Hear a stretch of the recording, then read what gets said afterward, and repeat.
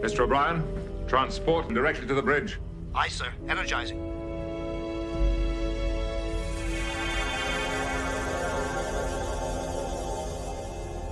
Security team to the bridge. Belay that order, Lieutenant.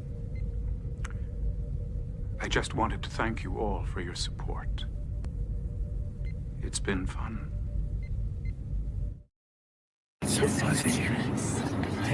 the StreamYard Studios on YouTube, this is Jeopnerdy.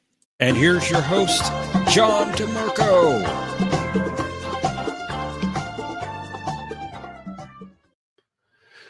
Greetings, everyone, and welcome to this week's edition of Jeopardy. We're glad you're here, and with us, as always, is our co-host, Professor Brainy Specs. Hey, John, it's good to see you. See you as well. Happy New Year. Happy New Year to everyone, both in the backstage and in the chat. I'll say a quick hello to everyone, and then we'll bring up our contestants for round one. Sounds good. See that Anna was here earlier. Glad you could stop by. We're glad you can join us. Greetings also to Patrick. He's our current returning champion, so you should be seeing him soon. Welcome also to Thomas. Good to see you as well. And for the chat, it seems to be about all so far. It's been relatively quiet today, but hopefully we're getting some more contestants or audience members as the stream goes along. Oh, hello, Brad Wolf. Good to see you as well. Welcome, Brad. Greetings. And since we're all caught up in the chat, we'll go ahead and bring up our contestants for round one.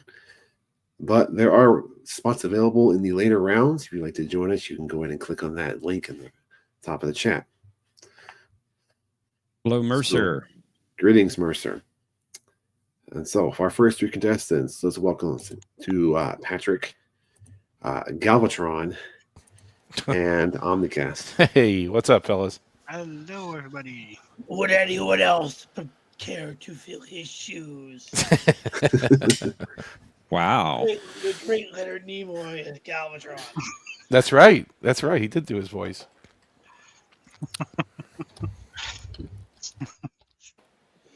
I am Galvatron. The Matrix is mine. Red pill or blue pill? Or different matrix? No, the Matrix of leadership. The Autobot Matrix of leadership. The one thing, the only thing that could possibly take down the Great Unicron. You should do a category on Transformers and Star Trek crossovers. You know who does a lot of voices? The guy that plays Harry Mudd did a lot. Oh, yeah? Oh, yeah? Interesting. There's a lot of people that crossed over into doing both. Whether it's the films or the cartoons, a lot of people. But I remember the reason I chose Galvatron, because when Leonard Nimoy passed away, they had a... Sorry for my voice. I've been sick for 3 weeks. No, I'm Oh, my sorry. goodness. Yeah, it's been bad. They had a picture of Galvatron giving the Vulcan hand signal. Ah, Wow. To Leonard Nimoy. That's appropriate. Yes. Yeah. Good to see you, Omni. Good to see Absolutely. Good to see you too, Mercer. Yeah. you. Your voice is very rough. I just joined the stream about 2 minutes before it came on. No, that's good. You made it. You made it. just in time. Glad you're here. Time. Yeah. It's strange, though. It's like it's daylight out. This is usually a nighttime thing, right? Yeah, it's It- usually it's- when I party. And Usually. I have all the, and I have But it all is my nighttime. alcoholic For you. beverages lined up. I usually have all my alcoholic beverages lined up, but Normal's usually trying to sleep. It's funny how we're creatures of habit, though, and routine. Like, it just changed the time a little bit. Everything's different. Everything seems different. Yeah. It's daytime. It's all right. Let's do it. For daytime, it's pretty dark here. Sounds like you're ready. Yeah. Yeah, about right. Yes. Excuse me. Yeah. If Mercer doesn't fall apart. Yep. Well, let's play before he does. Let's not have a medical emergency again, right? Right? Across the bridge. You have a holographic doctor around. Yeah. Please state the nature of the medical emergency. Have Tuvok drag By you the to sick way, bay. I hope that there's questions on the voyage home because I watched the entire movie last night and I started sending John various quotes from. So what you're saying is you hope John steers the questions to something you just watched. I hope he so, Some would call that rigging. Some. I do not. No, of dude, course. I finally noticed the fake helicopter in the movie. With the Huey, The fake Huey. the shell of a Huey. It always looked the scene where you first see it going past the skyline with like a pane of glass under it. That's a remote control helicopter. No way. I didn't know Yes, that. it's I thought you meant the totally scene where he's in the remote cockpit. control. Totally remote control, and you can tell. You can't tell if you don't know it. Like it looks great, but then the scene where it's a little bit closer and it's going above the trees, that's real. But the scene where it flies across the skyline, that's remote control Wow. helicopter. I got Never used to a Huey. Of course you did. That movie has more great lines than Back to the Future. That movie has like Yes, it does. Has lines. great. They're called choppers now, Schroeder. It's so character based, it's so good. I don't need to know my name. I want to know what these things here are and what you're doing here. All right, gentlemen, let's play Let's do it. Jeopnerdy. Nice. Look at that. Look at that.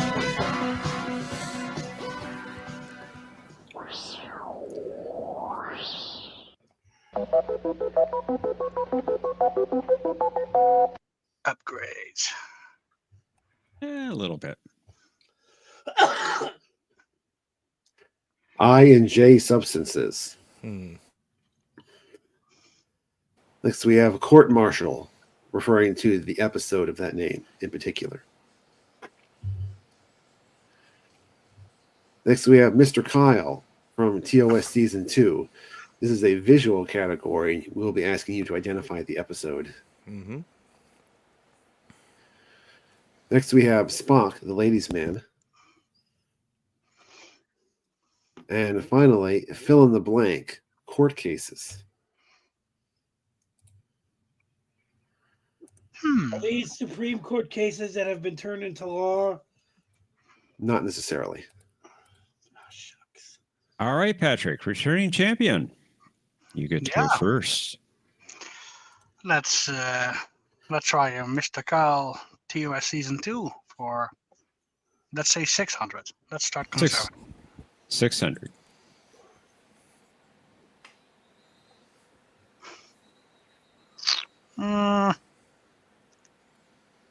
I would. Yeah, what would I say? Looking for the episode name. Yeah, that's that. What is The City on the Edge of Forever? That is incorrect, I'm afraid. Yeah, okay. Gavatron. Would anyone else attempt to fill his shoes? I'm going to say. No, they drank juice in that episode. I'm going to pass. OmniCast. What is the immunity syndrome? That is correct. That was what I was going to guess. Much I was later. going to guess that one, but I thought they drank juice at the end of it. That was Like- Foley like- Webb. Drink it Yeah. down. Oh, Theragun. man. Theragun Yeah. juice. I'm seriously thinking of the immunity syndrome because it's season 2, but I thought they drank juice in it. Oh, frick. Yeah, Oh. I forgot about Season 2. Yeah. All right, I'm going to go with Spock, the ladies man, for 600. 600. After passing through the Atavachron without being prepared, Spock began experiencing the passions of ancient Vulcans, which included falling in love with this exiled woman. Who is the underdressed Zarabeth? That is correct. Well done. Very good. Thanks. Omni. Let's do Kyle for 1,000, please.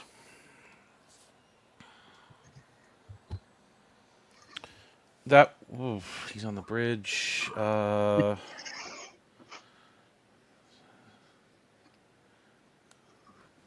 It's a movie. Yes, say a movie. Yeah, it's one or two. Pass. Patrick. What is cat's paw? That is incorrect. Gavatron. Not my day. Would anyone else attempt to fill these shoes? Because I'm passing. That was Humor's Radonais. Yep. Welcome back, Anna. Greetings. Hello, Danny, if you're watching. Hello. Patrick, it's your turn. Maybe you can get some points back. Right. Court martial, 800. Court martial, 800. After the apparent death of Ben Finney during an ion storm, Kirk ordered a non-scheduled layover at this starbase for repairs.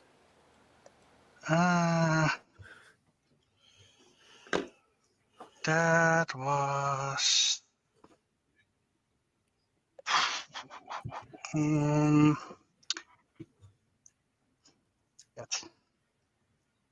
what is Starbase 11? That's correct. Very good. Took much longer than I would have wanted for my brain. I was thinking 12. Back to 0. Back in the game. Galvatron, it's your turn. I'll take Spock for 400, please. She had no idea that Spock was so much more handsome in person, especially those eyes. Who's Jadzia Dax? That's correct. Well done, Gavatron. Omni. I am Spock.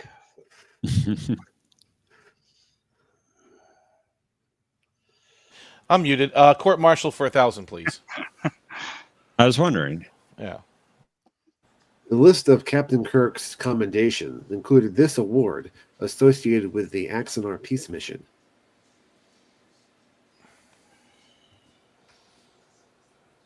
Well, he had multiple awards. I'll say, what is the Starfleet citation for conspicuous gallantry? Unfortunately, that is incorrect. Patrick.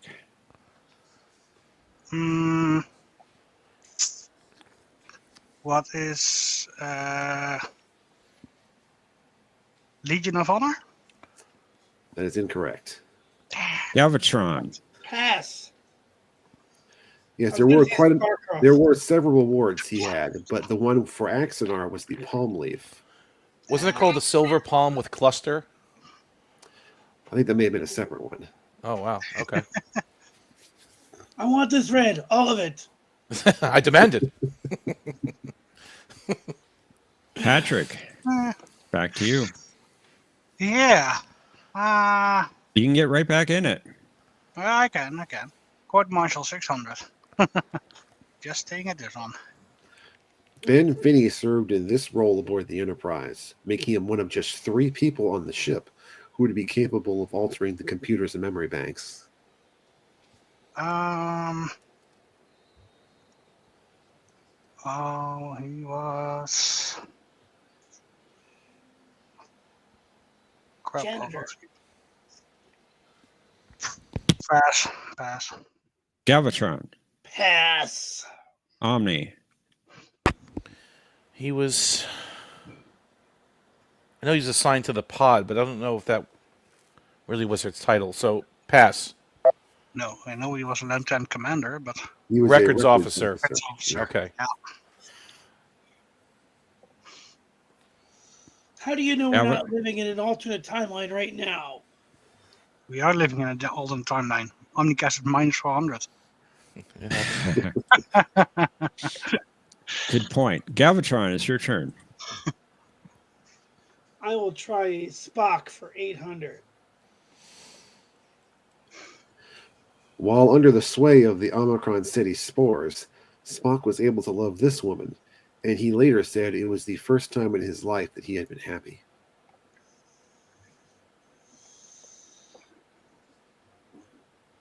Who is Leela? And I want to say her last name was Kalmani. I'm probably sort of off, but who's Leela Kalmani? Well, you're close enough that I'll go ahead and give it to you. Sweet, thank you. Layla Kalomi. I'm just going from my hard drive. Closer than I would have gotten. Sick for 3 weeks. You know what I mean? Just going Mhm. from my battered hard drive here. But she was also played by Jill Ireland, who was the spouse of the great, what's his face, Charles Bronson, who was on set every day for that episode to make sure that nobody flirted with her off script. And then, ironically, he fought somebody, another girl, during the Twilight Zone. Sorry. All right, Omni.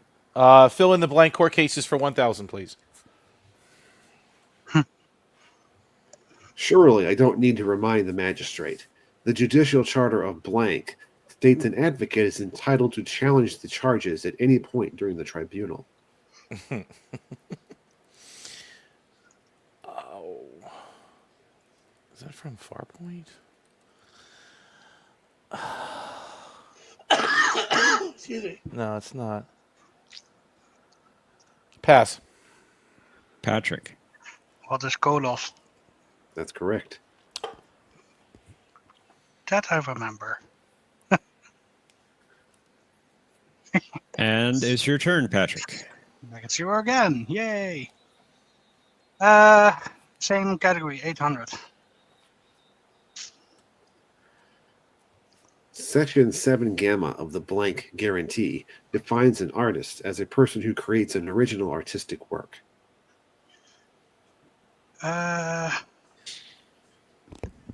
Oof. I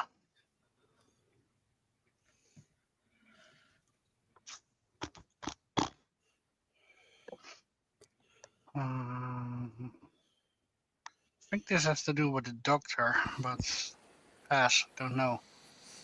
Galvatron. Pass. Omni. That would be, what is the 12th guarantee? Would be correct. Author. Yeah, see, it's okay. Well, I was thinking the correct episode. Yay. You were. I'll take that win. Galvatron. I'll take Spock for 200. The only occasion during which Spock reciprocated this woman's affections was while under the influence of a love potion obtained from Harry Mudd.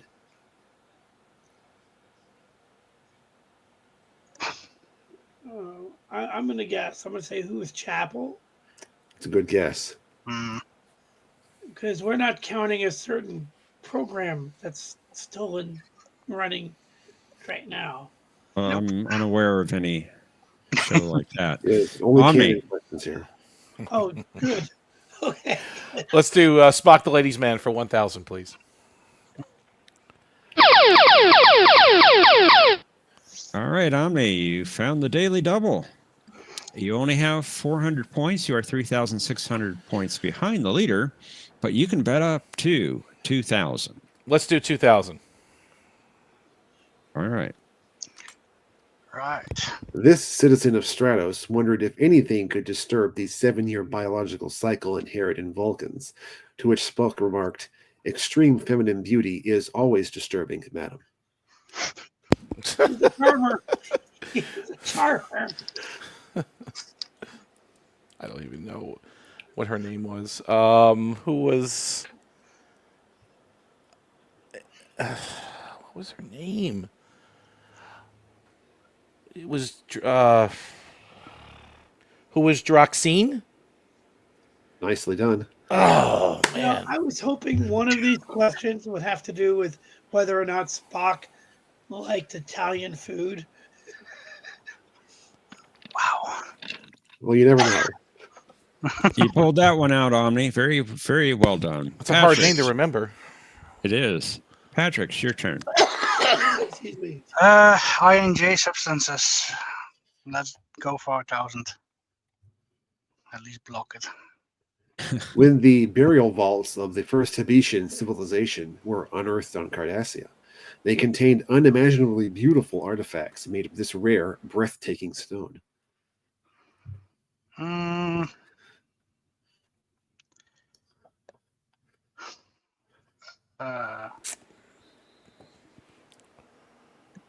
That was. What was that again? I know it, but I don't. Know it, but I don't. No, pass. Galvatron.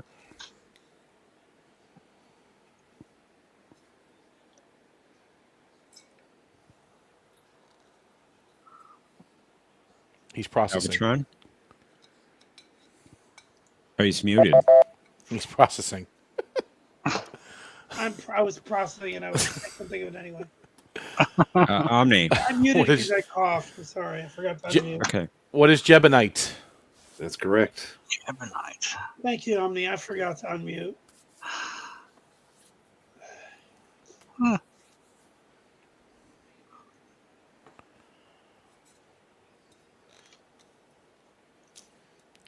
Thomas, I don't think he even knew Galvatron. I don't even think he had Italian food before that. He just said yes because he'll agree to anything at that point. Galvatron. I'll take a fill in the blank for 600. Think of the children, sir. Allow them to see a glimmer of blank as the offender realizes that the end is near.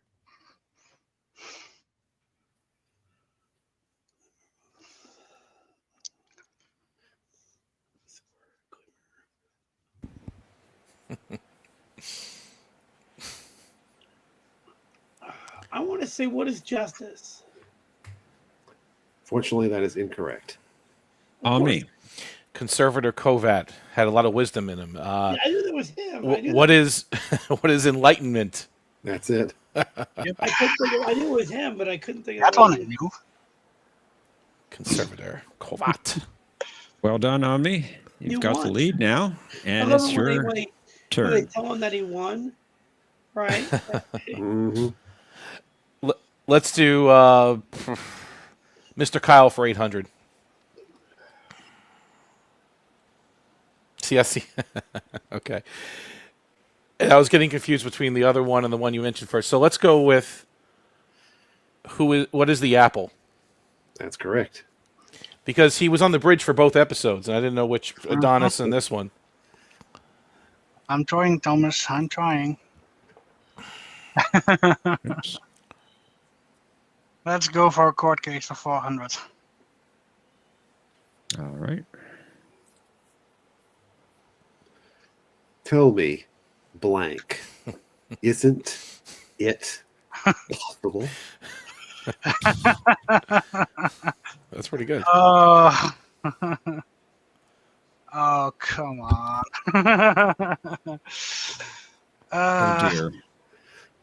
Dude, oh, come on. No, not good.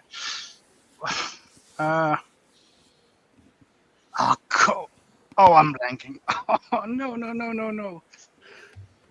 What is prosecutor? Unfortunately, that is incorrect. I know. Galvatron. I'm blanking. I want to say, what is advocate? That's it. Isn't it possible? I couldn't come up with the word. Shut. I'm sorry, I Patrick. watched the episode once when I was eating hot dogs.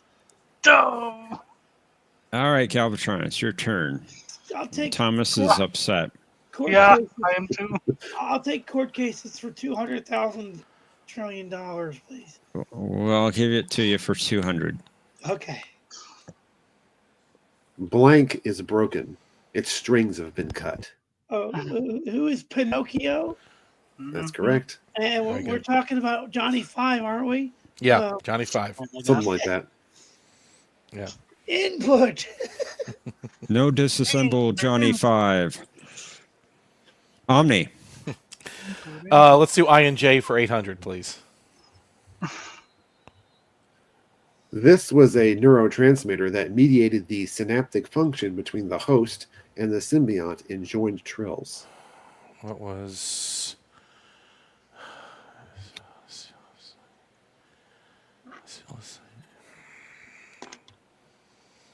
I'm going to mispronounce it, and I don't want to get it wrong. Pass. Patrick. Thank you. What is isoboramine? That's correct. Yay. Well done. Brad. Thank you. And Patrick, it's your turn. Yeah, Go, that's the Patrick, 600 go, synthetic Patrick, degree. go. This drug was a commonly used cardiostimulant on Starfleet vessels, such as when Dr. Crusher attempted to save Picard after his artificial heart was damaged by a compressed Tetrion beam.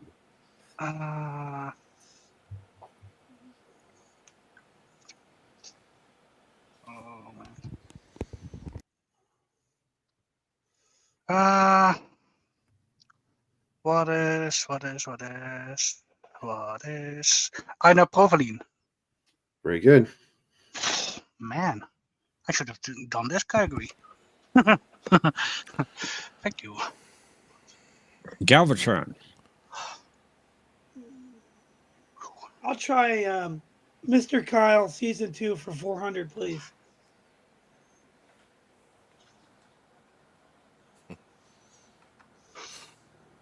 I'll pass. Omni. What is Doomsday Machine? Bridge. We got him through. That's what I was thinking it was, but I didn't want to chance it because I'm a wuss. You got a wuss. Got him through. That's the only thing I could think of was we My got him favorite TOS episode. through. It's the best episode in all of television. But not anymore.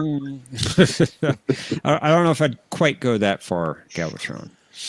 Omni. Gone far enough. Anyway. Let's do I&J for 400. A popular dessert sold on the promenade was made from this type of sap, which was full of vitamin C. What is a Jumja stick? That's right. Yep. Wait. Let me ask you a question. The way the question was phrased, or in this case, the answer, it was hard. They might be the same thing, but were you looking for the name of the snack or the name of the sap? Well, it's Jumja sap, from which they make Jumja sticks. So. Right. But what I'm not critiquing. Actually, I am the person that writes the questions. Well, I couldn't tell technically what you were asking for. Well, same answer either way. Right. Most Because likely again, that is why the there's only wording of the Jumja question. written. The wording of the question had her almost scratching her head, and we were both scratching our heads. Be careful who you Patrick share your is the- Jumja stick with, Mercer. Indeed. Right? I just tell you, it was a little awkward. I'm sorry, you could kick me out now. Nah, we're not No. doing that. Patrick. I'm just trying to be helpful. You see what God I'm Marshal, saying? 400, please. Upon meeting an unusual visitor, Kirk figured that he was either an obsessive crackpot who had escaped from his keeper, or this attorney at law. Who is Samuel T. Cogley? That's him. I should have said Doomsday Machine. Why didn't I have Attorney at confidence? law. It's a confidence thing. Well, maybe you'll get this one. Galvatron, it's your turn. I'll do I&J substances for 200. Substances. Under impulse power, Chang's bird of prey expended fuel like any other vessel. Spock called it plasma, but whatever the Klingon designation is, it is merely this. What is ionized gas? That's it. Spock, where's my damn torpedo? Thing's got to have a tailpipe. Of course, we forgot that it was the Excelsior that has all of the gaseous anomalies equipment. on Well, they were board. both doing And it, that's right? like They were every ship in the fleet was every both. ship in the fleet gaseous- was exploring gaseous anomalies. gaseous anomalies for 3 years. For 3 years. Omni, 200 or 200? Let's do 200 for court martial, Big please. era of Federation history. Having personally programmed the Enterprise computer for this game, Spock should have been, at best, able to attain a draw, yet he beat the machine 5 times. What is chess? That's right. Three-dimensional chess, to be exact. You know, it's funny that Troy can beat Data in chess. Yeah, that's weird. Yeah, that was weird. All right, Patrick. Final clue coming your way. Yep. What is mirror, mirror? Dun, dun, dun, dun, dun, ba-dum. Your agonizer, please. It's so funny that when you had the picture of Kyle with the transporter, the first thing that came to my head was you got him through. And yet, I don't have the confidence to just say it. All right. Cosmo Buzz link in the private chat. Let's head to final Jeopnerdy. I'm just happy that I got to play Cons- the final Jeopardy. You can still win. Consider how much you would like to wager on this category. The women. Oh, shoot. Oh, well. Just give me a second. I'm trying to get in the Cosmo Buzz. I know it's tricky. Well, you know, I'm on Linux. You know how it goes. Yeah. Everything's an adventure.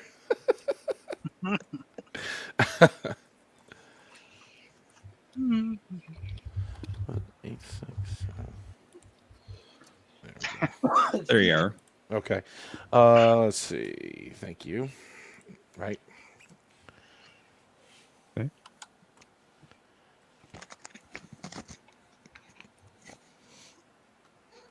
And let's reveal the clue. From a landing party consisting of this many people, only Number 1 and Yeoman Colt materialized on Talos 4. Players, you have 30 seconds. Kapla!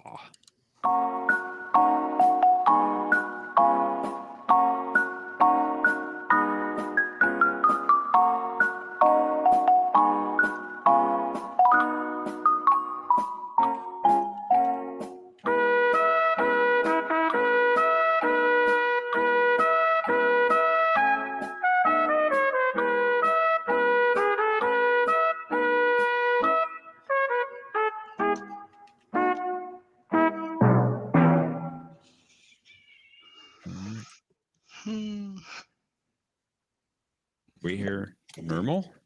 Yes. No, just... At least I think it doesn't.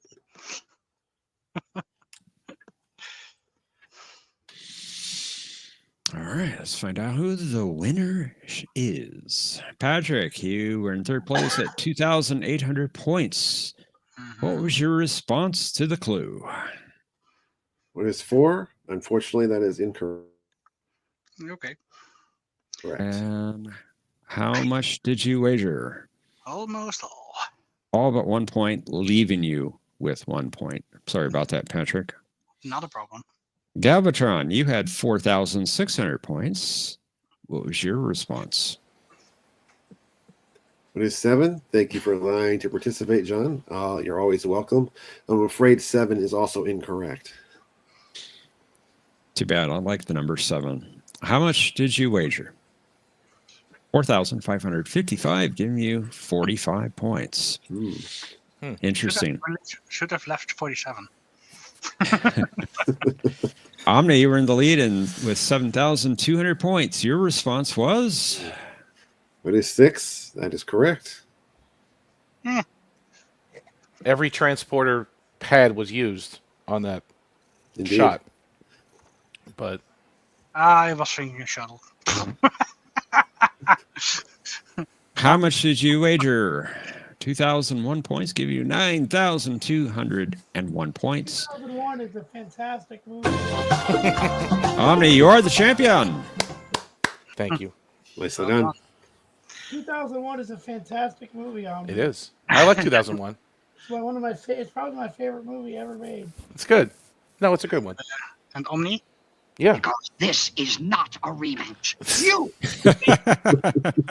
I've made a what of you? I've made a mockery? Mockery. A mockery of you. Ah, Good job. Who knows? Maybe I'll get a rematch. Yeah. Yeah. It's a possibility. These were A not the distinct questions one. I was expecting, except for the Kyle then. But Well, yeah, so you could those study are the hard. Kyle video, but he pulls out a visual category on it, you see? Yeah, So and the that's... visual category makes it a lot harder remembering every image. And I was still thinking there would be soup because we didn't complete last week's game. Well, I mean, we have 2 more rounds to go. So I know that's soup. Yeah, yeah. Oh, yeah. Hey, normal. Hey, it's a Thundercat. By the way, it looks like we currently have one person backstage. If anybody else would like to join us for round 2, you can go and click on that link. Yeah. Come on up, Otherwise, Thomas. The King. Brad Wolf Brad is out Wolf. there. Yeah. I will wait Thomas. backstage if you want. Anna. Thomas. I will wait backstage I am Diogenes. for my voice to rest. For Opal. okay. Oh, We'll give my voice a rest. Okay. Thank you for joining us, Brad. Planet X. Planet X. Hit that link. And if you need me for the 3rd round, me and Norma will be here. Appreciate that. See you later, Brad Wolf. I know Mike was back there, right? Yeah, Mike, we'll go and bring Mike up. Okay. For round 2. Hey, Mike. How's it Ooh, going? nice shit, Mike. Hello. Welcome, Mike. What's going on? Not much. Not much. I can't make myself stupid without playing. Wow.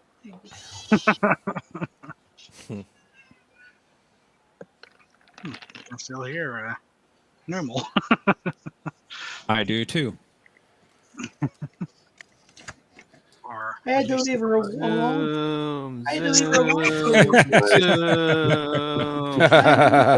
a week. Love it. Well, Love you got to it. use a cube. You got to use a board cube with that, right? I don't have a cube. All right, okay. I've got Voyager and I've got The E? the E. Yes, sir. Nice. All right, nice. Mike, I don't think I've ever seen you in person before. Yeah. No. I left work early today because flu bug is going around my grocery store, so I'm Oh, not feeling the best, but yeah. I'm here. We're here. Good to see you, Mike. Thank you. Thank you. What's your cat's name, Galvatron? Normal. Normal. Nermal, like from Garfield. Gotcha. Remember the Gotcha. little gray cat from Garfield? Yeah. He always tried to ship her to Abu Dhabi. Did you ever try that with Nermal or no? No. The closest was last week when I had her stay by herself while I was gone on a trip. My neighbor came to watch her, and another friend came to watch her as well. Oh, the Jets are getting killed. Oh my god. Yeah, it's 33-0, isn't it? No, now it's 40-0. Who are they playing? The Buffalo Bills. Well, it's funny the way funny the way football works, because that's actually like it sounds like a worse defeat than it is, because each touchdown is 7 points. Yeah. Well, No. That's still 40 to plus- 0 is still pretty abysmal. But how are the Giants winning? This is what I don't understand now. They're playing the Colts and they're winning. Because Twice nothing is still 'Cause nothing. it doesn't mean anything, right? It's a meaningless game. it's meaningless for the Giants. The Colts still They have can a spot spoil in the them. playoffs because Cincy won last night. This figures. If they lose, they're out. Well, Twice nothing is still nothing. they may lose. They're down like That 14 is points. true. Yeah.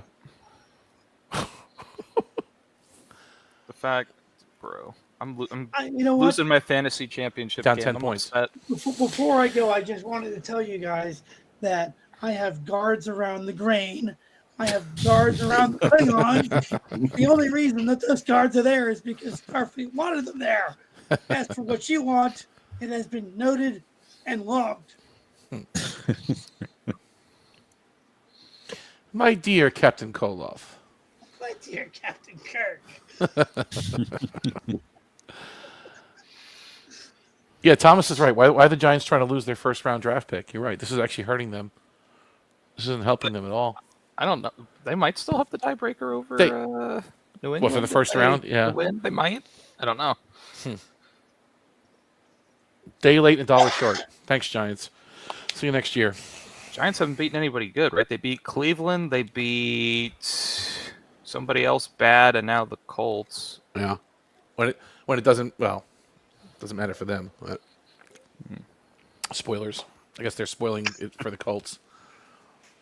Yep. Who knows? 8 minutes left. They can get 10 points. Come on. Let's do it. Before I go, if somebody gives you a baseball and says, "What is this?" The correct response is, "It's a message from Cisco. He'll be back. I mean, that's what I would think. Wouldn't you? And then you gotta have like awesome music following the line. Yep. Anyway, I'll take my leave of you now. I'll just watch backstage. Well, Sounds thanks for good. joining us, Galvatron Appreciate and it. Normal. And I will be back there, most likely. And Well, that actually, leaves- we still need an extra player for this next round. So, one of you wants to stay up. Patrick, you can stay if you want, but if you don't want to, I'll stay. But you should stay because you got a better avatar. Which one? This one? yes, that This one. one? No. This Go one? back. Go back. This one? Or this one? This The one, second Mike. to- That's the right. second, the first one. The second, the first one? The first one. No, First the second ones? one. Like- I'm saying that one, right there. No. This is the That one first might summon Mr. VP.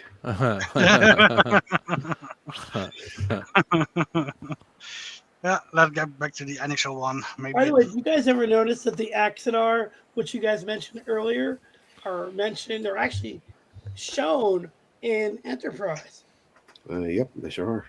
the second episode, Mhm. Fight or Flight.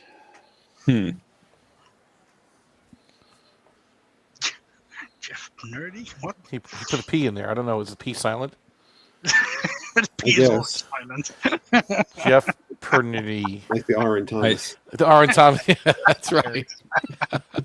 Was it the R? Yeah. That's something.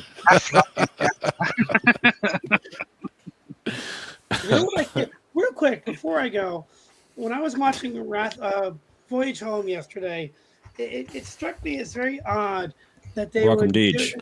There were like 3 or 4 occasions in the movie where they would be in Golden Gate Park, which was actually Roy Rogers Park where they filmed it. But they'd be in Golden Gate Park, and they'd be near the ship, and yet they'd be transporting on board the ship, despite the fact that energy is a big thing. So when it came time to beam Uhura and Chekhov, they only had enough transporter power for one of them.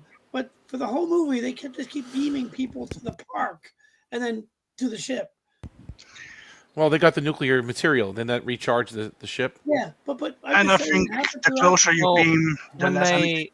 when they first got there at night, they all went down the ramp, and Kirk thought he was funny by saying, "Remember where we parked?" Right. And then I always thought it was funny that when they got back from the hospital, like Yeah, they all make beamed they make outside the poor ship. Chekhov, who's still recovering, walk up the ramp, and then they beam Kirk and Jillian up. Yeah, and like yeah, 2 I was seconds just gonna say, later. what happens throughout the entire movie is that they beam, Kirk after his pizza dinner beams in, Spock beams in, and she turns around. Throughout the whole movie, they kind of just like using the beaming effect. And here's why I don't mind it. I think the movie was targeted to people that are not Star Trek fans, and they wanted to use the beaming whenever they could to give them the taste that these guys are from the future, and it's kind of funny that they're beaming often on the ship whenever possible. And I think that's why they did it. I think that's really the only reason. It's like one of those things where they know that the audience for this movie is going to be a little bit bigger than people that saw Search for Spock. And welcome, Deej. Okay. All right, I'm here to get my ass whipped. Hey, Hey, Deej. Deej. Welcome, Deej. How are It's you? good to see you. I guess both Yep. Patrick and I can wait for the third round. We can. Indeed. Okay. Thank you. Good to see you, Deej. How's We're it going? I love your greatest American hero outfit. It's a little That cold, show is though. bomb. That show is Good awesome. luck. Did you know that William Catt did a movie with Tony Todd and John Billingsley? I did It's not. I did called- not. Nope. It's called A Man from Earth. Has a lot of Trek people in it, and the entire movie takes place on one set. It's a science fiction movie. It's pretty good. Interesting. It's called See, The that Man from Earth. Galvatron's trying to get my brain all messed up with other facts and not think about Star Trek. Yep. Thanks. That's Mhm. Yeah. John, That look it up.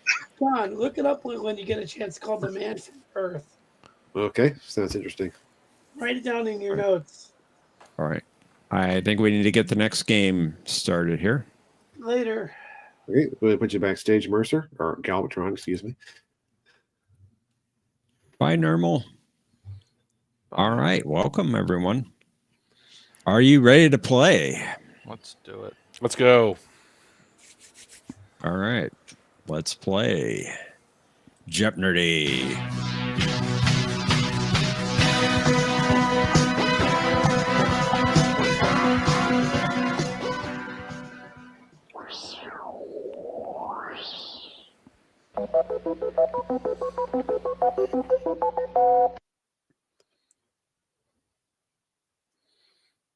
For the first category, we have K, substances.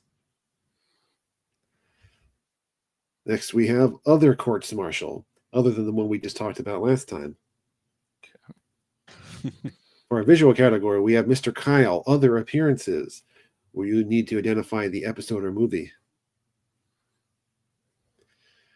Then we have 5-year mission romance.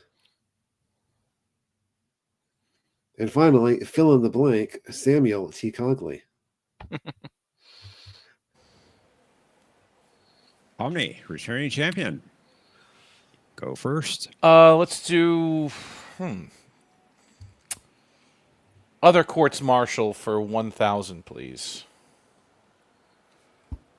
Fleet Admiral Shanty told Picard that there would be a full inquiry when the Enterprise reached this starbase, which would probably lead to a general court-martial for Admiral Pressman.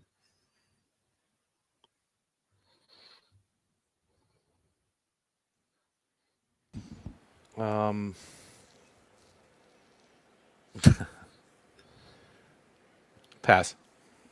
Mike. What is 234? Unfortunately, that is incorrect. Deej. I'm for it. What is Starbase 11? I'm afraid not. That was last time. It was 2 something, though, right? It was It's 2. 247. I didn't remember the 47. last 2 digits. I couldn't guess it. Okay. I got it confused with Redemption then. Welcome, Mike, to the game.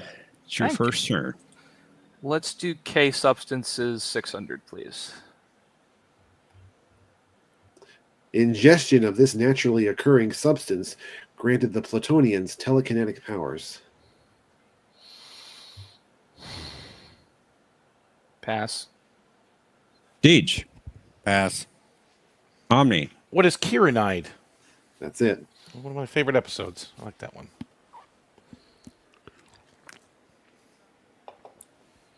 I won't judge you, Omni. I like seeing Kirk act as a horse. You know, that's on the floor and Okay. Spock singing. You know, I know. Like Deej. Let's Welcome. go with 5-year mission romance for 200. Got it. Kirk falling in love with this woman added further complications to fixing McCoy's unwitting changes to the timeline. Oh, shit. Damn it. What was her? Who is Edith Keeler? There you go. Not Edith Bunker.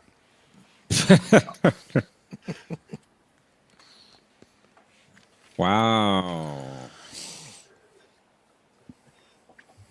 Yikes. Yeah. That's quite a statement, Thomas. Thanks, Thomas. Appreciate that. Omni. Let's do K substances 4,000. While data was being manipulated by lore, LaForge came up with the idea to use this type of pulse to reboot Data's ethical program. What is a cation pulse? That's correct. Not like Omni has it in his PFP or anything. That episode. It's in my software. It's in my chips in my brain. Yeah. Actually, it's my avatar Mike. too. Look at that. That's what I meant. Yeah. Mike? Let's do Mr. Kyle other appearances for 400, please. What is Space Seed? That's correct. It's a good episode. Very good. It's Some very don't important. remember it, but it's a good one. Yeah. Deej. 5-year mission romance for 400. Scotty fell in love with this woman during a mission to Memory Alpha, although the Zatarians had their own plans for her. Pass. Omni. Who is Mira Romaine? That's correct. Very good. And it's your turn, Omni. K substances 800. Heavy deposits of this mineral on Baku interfered with tricorders and transporters.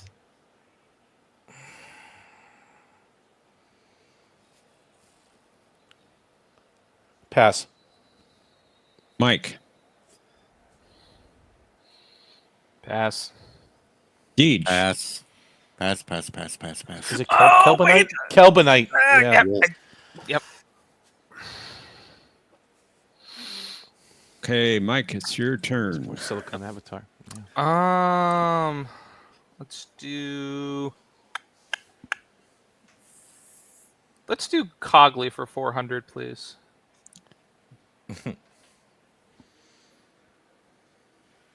I wouldn't want to slow the wheels of blank, but then on the other hand, I wouldn't want those wheels to run over my client in their unbridled haste. What is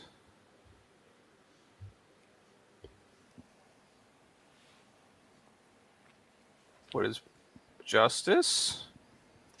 That is incorrect, I'm afraid. Deej. Pass. Omni. It's what is progress? That's correct. Yeah. Yeah. Oh well. Deej. Let's go for fill in the blank for 600. And I repeat, I speak of blank. A machine has none. A man must. What is a soul? That is incorrect. Sorry. Omni. I speak of rights? That's correct. Very good. Omni, it is your turn. Let's do Mr. Kyle for 1,000.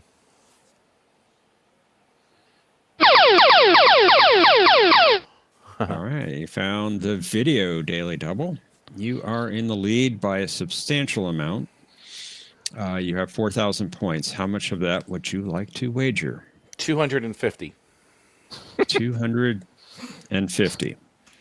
Really? All right, for 250 points. Identify this episode. Located them right after that See? explosion, Mr. Sulu. We're locked on and beaming them aboard. Good work, Mr. Kyle. I thought we lost him when we were cut off so long. Piece of cake, sir. I mean, I did watch John's video, so what is Beyond the Farthest Star? Very good. Should have wagered more. I should have, but yeah. Who did the voice though? Was that Scotty? Was that Jewin? Yeah, that was Jewin. I think it was Scotty's character model too. They just added a mustache. I think. And changed his Probably. accent a little. Yeah. Welcome, Scott, Rick, Greetings. and Mike. All right. It's your turn. Let's do other courts martial 800, please. During the battle against the Klingons on this planet, a Starfleet ensign shot himself in the foot in order to escape the fighting, and Bashir assumed he would be court-martialed.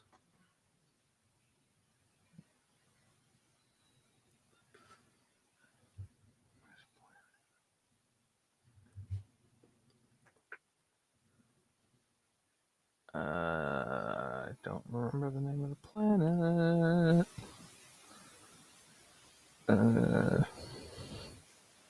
Pass. Deej. If I'm going to go down, I'm going to go down in flames. What is Glundum Core? I'm afraid not. Sorry. Omni. What is Agilon Prime? History will probably remember it as a minor skirmish. Glorndon Core. That's good, though. I like that one. All right, Deej. Let's go with fill in the blank for 1,000. Do you want to know the law, the ancient concepts in their own language? Learn the intent of the men who wrote them, from blank to the tribunal of Alpha 3? What is books? I'm afraid not. Damn. Omni. Who is Moses? That's it.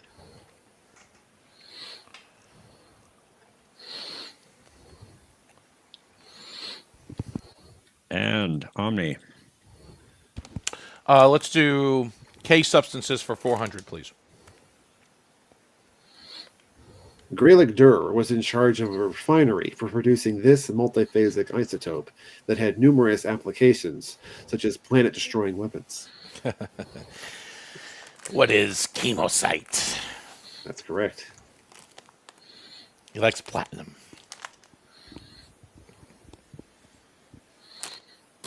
Actually, that was the other guy. And Mike. Trillium. It's Let's your do other courts martial 400, please. After an altercation with this engineer, Tuvok wanted to file formal charges against Torres, since striking a fellow officer is a court-martial offense. Who is Lieutenant Carey? That's correct. Well done. Deej. Well, let's go with fill in the blanks for 200. Let's make it small. I've got my own system. Blank, young man, blank.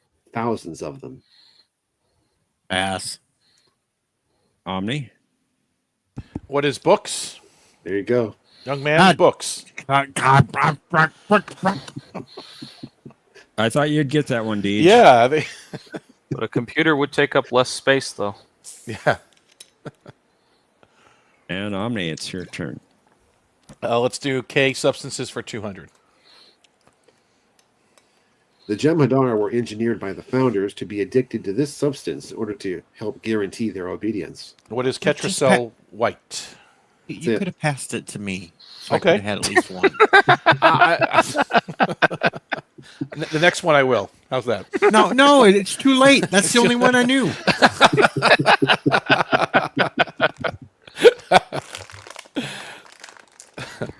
Should have picked it, Deej. All right, Mike, it's your turn. I'll do other courts martial 200. Lieutenant MacGyver was given the choice of a court-martial or accompanying Khan and his followers to this planet. Oh, what is SETI Alpha 5? That's right. Actually, I knew two. Damn it. Should have said something. I would have passed it. I'm going to. Deej. Case up for 200. Ketracel White. Okay, never mind. Mr. Kyle, other appearances 200.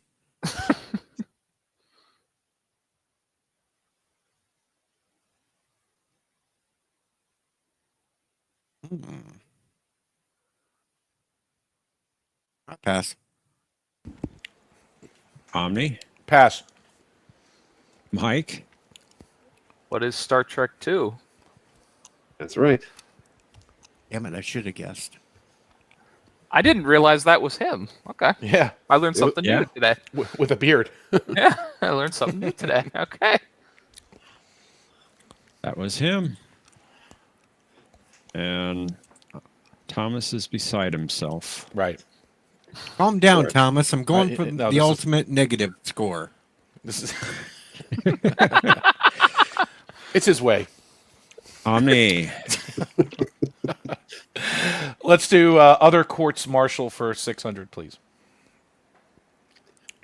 When this defector returned to the Federation, Riker informed him that he would be confined to his quarters until a court-martial could be convened. Oh, what was his name? Ensign Desev?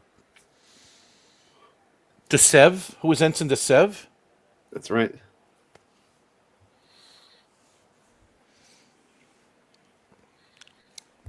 The Romulan haircut? And I'm not sure what you would like to argue about.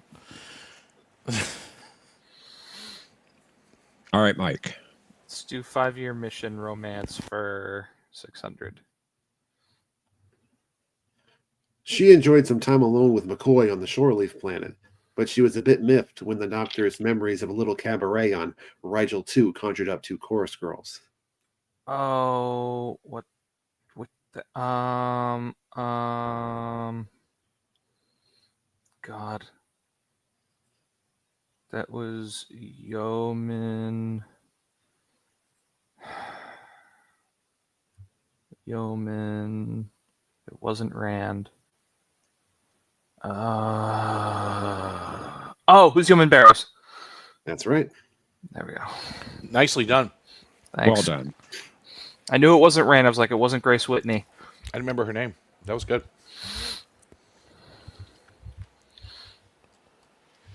And regarding the image from Star Trek II, that was from when the Reliant was trying to contact Chekhov and Terrell down on the surface of the planet. He says it looked like That's Star right. Trek 4 when the probe got to Saratoga. Well, it's all the same bridge set, right? It's the Yeah, same. but Saratoga had the Indian captain, and that was in 2 right after when Chekhov finds the thing that says Botany Bay, and he's like, "We got to get out of here!" And they storm out, and then Khan and all his horse rider. They're not horse riders. All his henchmen are out there. Then it cuts back up to the bridge of the Reliant, and that's where that scene happens. Yep. But the Indian captain was from the Yorktown, not the I Saratoga. know that. I okay. know. I'm just messing with them all. I'm trying to confuse I didn't know. everybody more confused than me.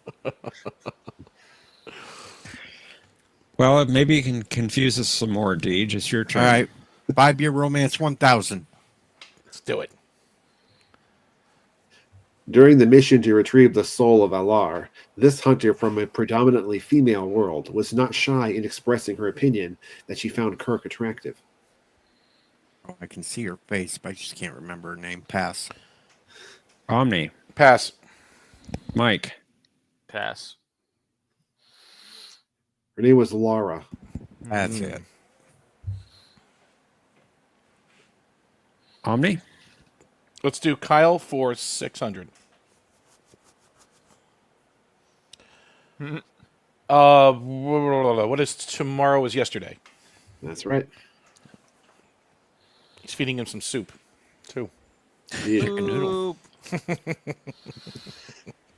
Mike. Courtesy of a loyal establishment. Indeed. A loyal transporter room. Exactly. Let's finish up 5-year romance. Chekhov was initially at odds with this old flame due to her association with space hippies, but they reconciled before her departure. I don't remember her name. Pass. Deej. I'm still traumatized with space hippies. Pass. Omni.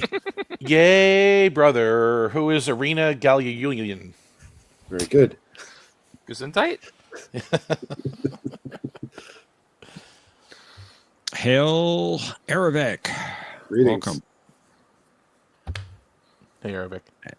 And Deej. What a choice, Mr. Kyle or Samuel? Let's go with Samuel. I got a slight chance it won't be books this time. In the name of humanity, fading in the blank of the machine, I demand it. I demand it. Oh, what the hell? What is light? That is incorrect, I'm afraid. Damn it. Omni? I thought that machine Pass. gave light. Mike?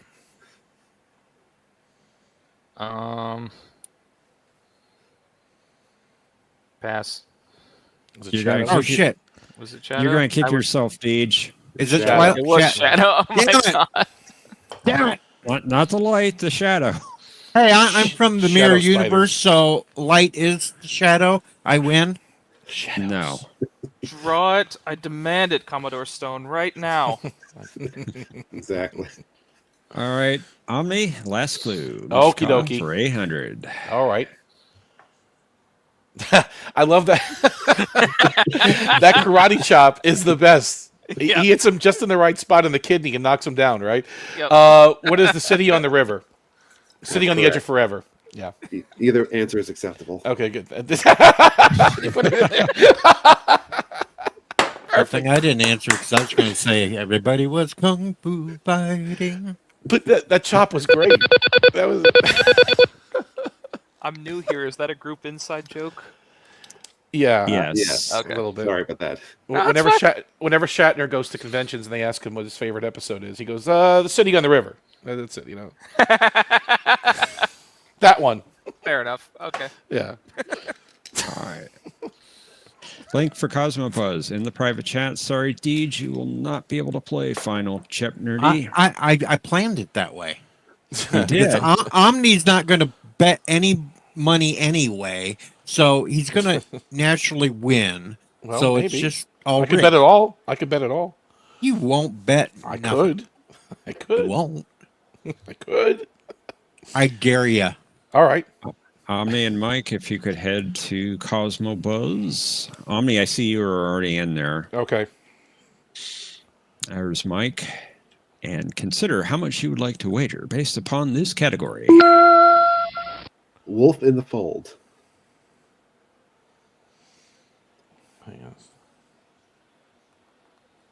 Come on, you heard him. He said he was going to bet it all, so don't take whatever he writes down. Sure, Deej. Sure. And Omni, are you I'm getting typing? there. Because I don't see No, anything I'm yet. doing it right now. Give me a Okay. second. I want to make sure that was an active. How's that?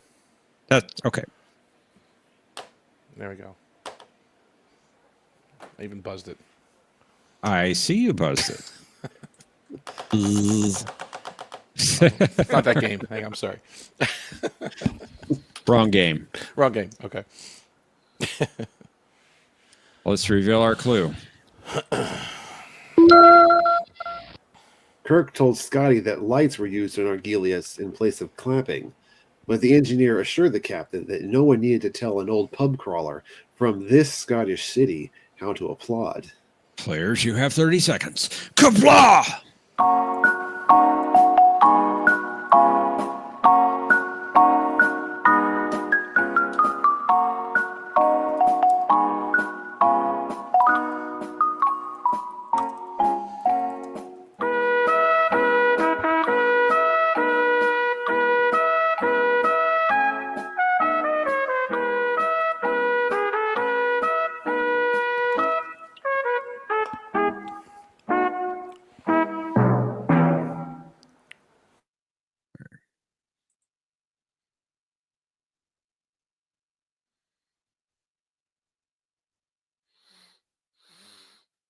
Let's find out who the winner is.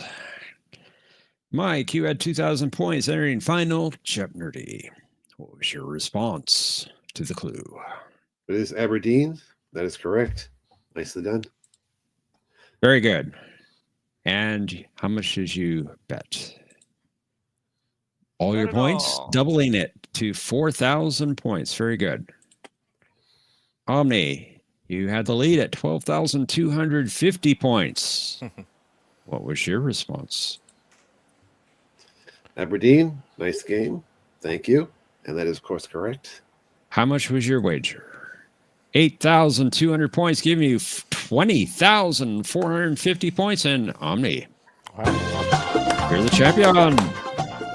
I'm donating my points to charity, by the way, in case anyone's wondering. It's like celebrity Jeopnerdy. Very generous of you. Hey, my middle name's Charity. I just won. Yay! I am the champion. Wow. Respected. Oh. Don't need to see me full screen. Why not? Nah. Good game. Very good game. Very good game. Yeah, okay. The clown is getting out of here. It was fun. No, it's good. It's good seeing Nice you, playing, Deej. Yeah, thank you. I know, but I only make this appearance once in a while because I'm so horrible at it that I'm a guaranteed loss anyway. So that's why I don't show up that often because I ruin the games. In It's not fairness, you. we're You all don't ruin the guaranteed games. losses when we're playing Omni. So No, I mean, John, this is a high level game. I mean, if you're a casual Trek watcher, you can probably get some points, but John, these questions are not easy. Well, I'm an old man. I can't remember titles of episodes and all that. My brain don't work that way no more. Lucky to remember if I go to the bathroom on time. Opal says that they'll accept the donation. You got it.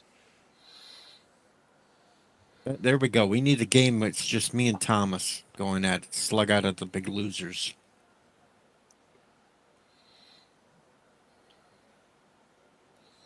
Patrick says even a loss is still a win. Fact. If you had fun. Indeed. Did you have fun, Deej? I had fun, even though 2 of the answers I could have got always came before me. as long as you're having fun, you should be able to challenge him indefinitely. By him, I mean Omni. Yeah. Well, later I'm going to go back to playing my game, and I'm going to name every zombie Omni, and I'm just going to keep stabbing them all. Doesn't Thomas do that already? I mean, Thomas does that every night already, right? It's nothing. Yeah, Thomas does it now. I've done it. See what you've done. Get your own pastime.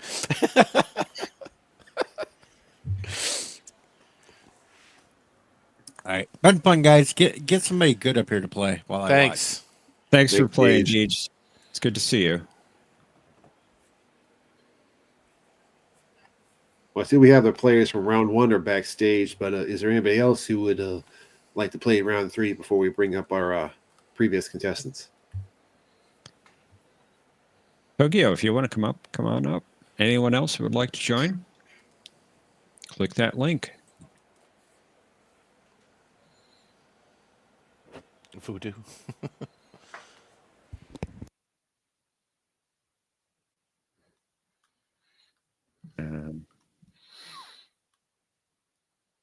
While we wait, I guess we can bring up Patrick and Clyde. Hello. Hello, Clyde. In about 8 minutes and 45 seconds, I have to take the pizza out of the oven. Okay. Pizza time. Nice. It's not delivery. I got frozen French bread pizzas in the oven. Ooh, the Stofers? Those are good. Yes, they're really good. And I got them on a deal too, $3 a box. Wow. That's a I'm not classic. You can't go wrong with the Stouffer's French bread pizza. Especially when you don't feel like I going had out. one of those for a long time. Right? When you don't Right? feel like going out anywhere, you know?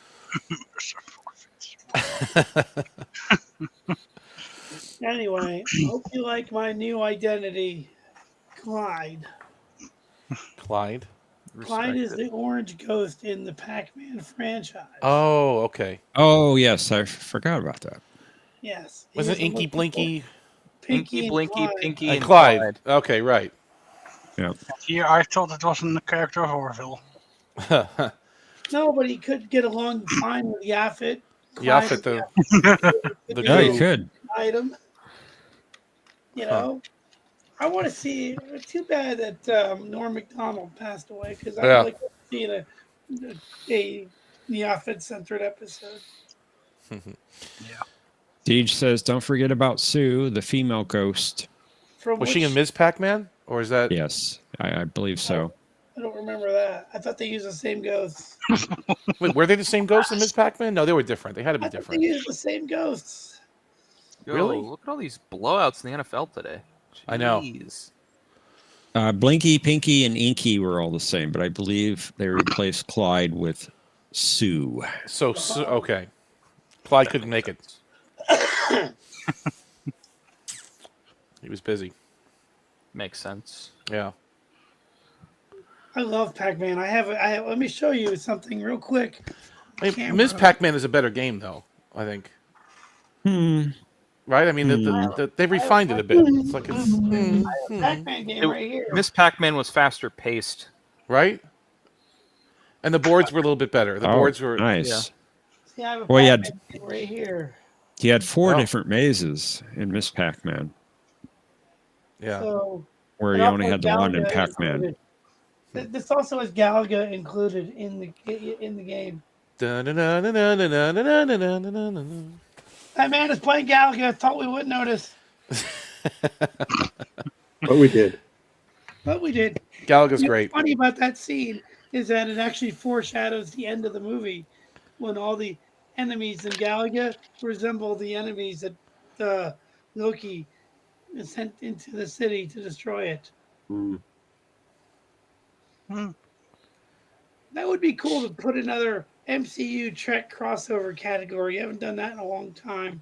That's true. The MCU is actually aging fairly well for the most part. I just watched the Joker movie, talking about the DC universe. That was strange. The first Joker movie. The first Joker movie is awesome. I have not seen the second one yet. I won't spoil anything. It was different. I'll just say that. The second one you saw? Yeah, Folly Do whatever. It's on HBO Max now, or Max, and I watched it a couple days ago. It's odd. Are you allowed to watch HBO as a Paramount executive? Yeah. Well, I have to keep an eye on the. Listen, everyone knows it's an inferior streaming network anyway, so it's not like, you know. Wow. It's like if you drive a Cadillac and you rent a Chevy. It's like everyone knows, you know, what's better and what's not. Well, Tokyo's getting on us. Yeah, it looks like we're not going to have any new players. So what we could do is do a 4-player game with our players we have here. Sweet. Okay. We can. Let's do it. Good. Sounds fine to me. Okay, we can do that. What order do you want, John? Points from Omni. That is the order of things. Which order? Well, we know Omni will be the first player. Well, true. I mean, other than that, I guess just the order they're on the board, the panel here. I would say Omni, Mike, Mike, Clyde, and then me, because of the point totals of previous games. That's logical. So we're going Omni, Mike. You stand Clyde. here because of a mistake. Then Clyde didn't play. Your human friends. And then Patrick. All You right. stand here because of a mistake. It's a Because of mistake. your human friends. It's a mistake. Wow. All right. Furious. Let's play. Yeah. Jeopnerdy.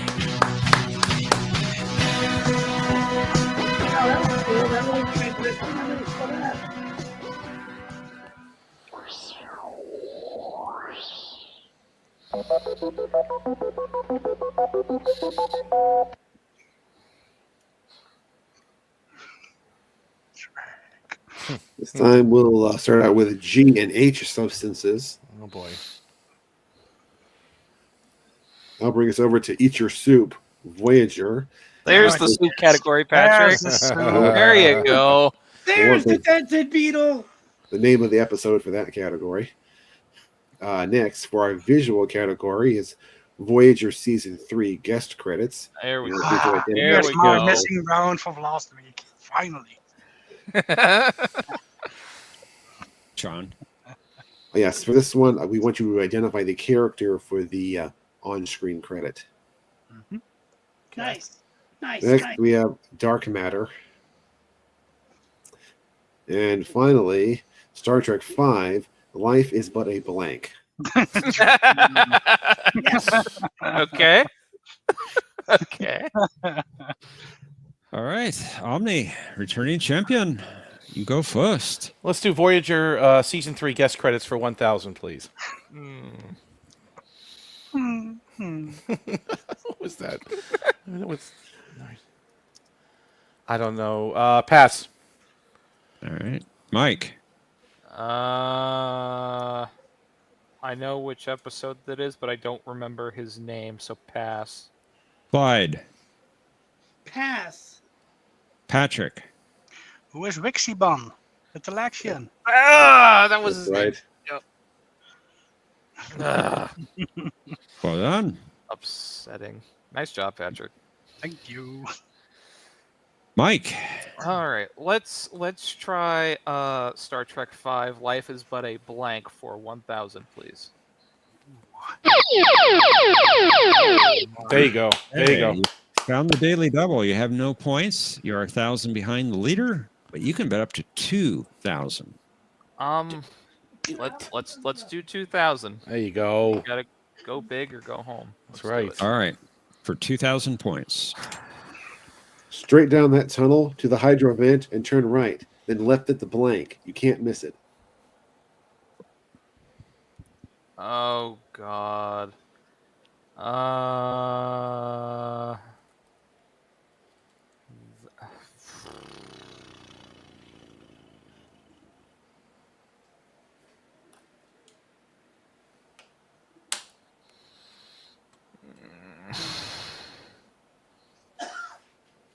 I do not know.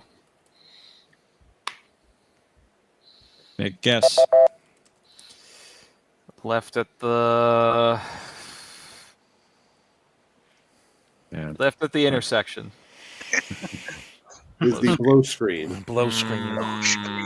That was tough. Not It was very tough. but a blow screen. But it was a dream after all. So Yeah, It's true. I don't know what you're talking about. Clyde. Eat your soup for 200. Cannon. Soup.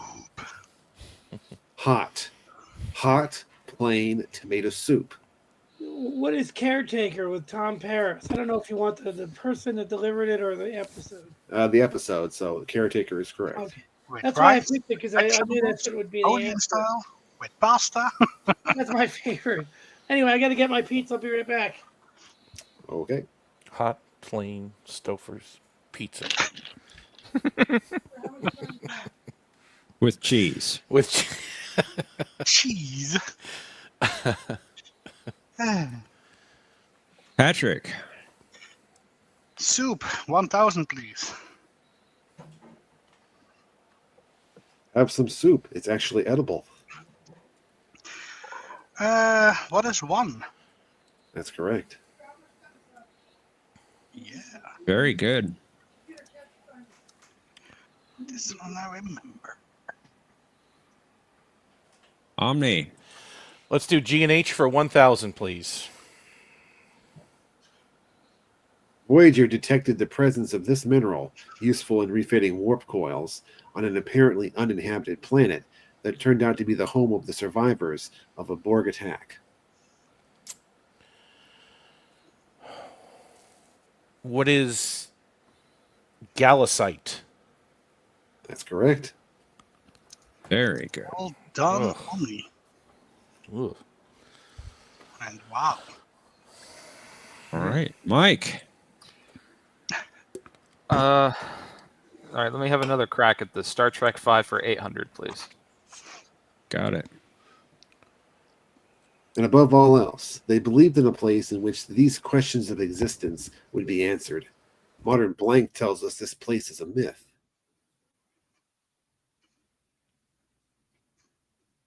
What is Dogma? That's correct. Okay. That's Nice. Well done. Very good. Indeed. All right, Clyde. Are you there? Yes, I got back on my French bread pizza. I will take Star Trek 5, Life is but a blank for 600. You're a master of blank. They're likely to destroy the planet.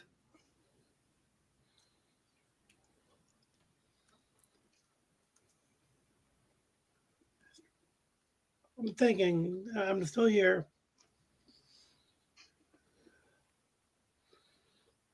I'm going to pass. I don't remember that. Patrick. What is understatement? That's correct. It's an understatement. Oh, And here's your turn. You got the lead, Patrick. let's go with soup for 800. Like my soups. Call it plumix soup a la Neelix. Oh, Neelix. What is faces? That's right. Took a second. Well done. Omni. Let's do G&H for 800, please. Upon approach to the automated repair station, T'Pol detected an atmosphere of the liquid form of this element, but after scanning Enterprise, the liquid was replaced by an oxygen-nitrogen atmosphere. What is helium? That's right. That was what I By was the way, this is one of my favorite episodes of Enterprise. Was it was called I can't think of the name of it, Dead Stop or something like that. Yep. That is that episode. That was very good. Very good episode. Mike. Let's do Dark Matter 600. An inconveniently timed impact of a dark matter asteroid prevented the Delta Flyer from escaping this anomaly with the Ares 4 command module.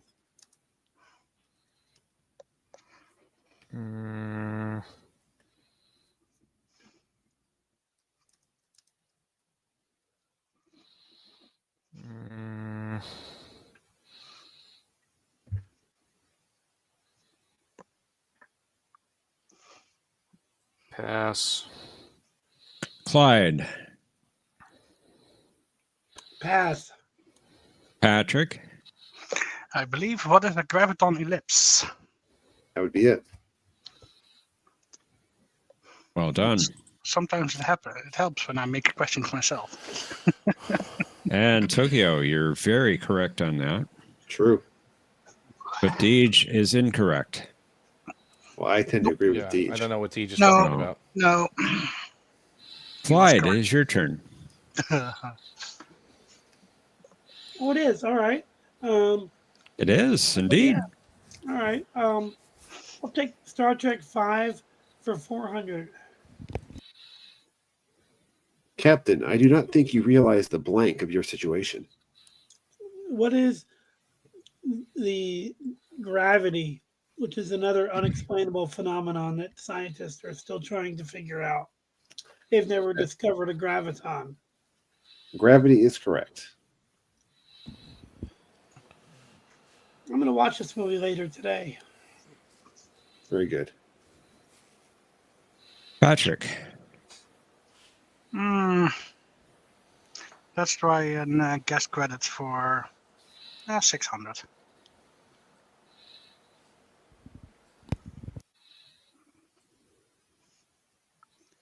Set that to May.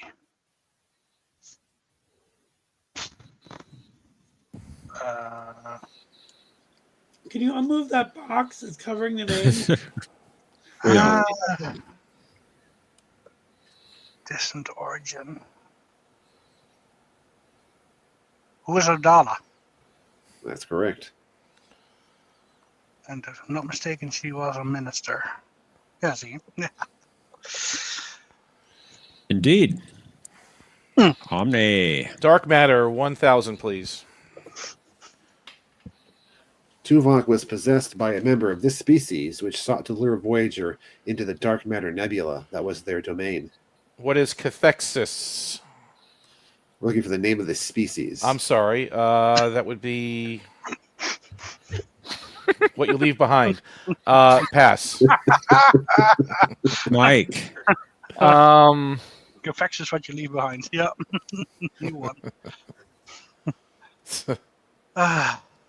I don't know if I remember the name of the species. Oh, what is the Komar? That's correct. There you go. Oh, dumb. I couldn't remember that.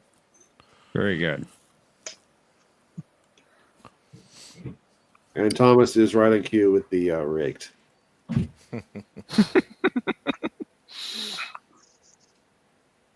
Deej is right behind him. Yeah, but I think he gave somebody else a break too in the earlier round, but that's okay. It's beside the point. Several times, someone misunderstood the question. I let them pass instead of taking the points. That happens with every player. Answer me now. Mike. All right, leave behind. let's do G&H substances 600. After Captain Riker picked Shelby as first officer, she asked about using a beam consisting of these heavy particles against the Borg, but LaForge dismissed it as not being strong enough. What about the heavy graviton beam we were talking about? There you go. That'd be it.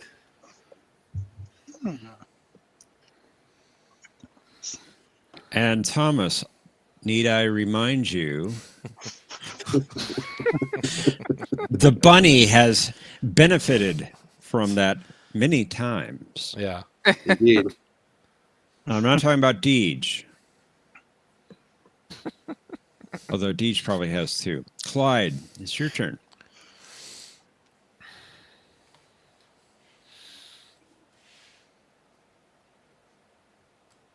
Clyde. I think Clyde is muted. Clyde is muted. R.I.P. Clyde.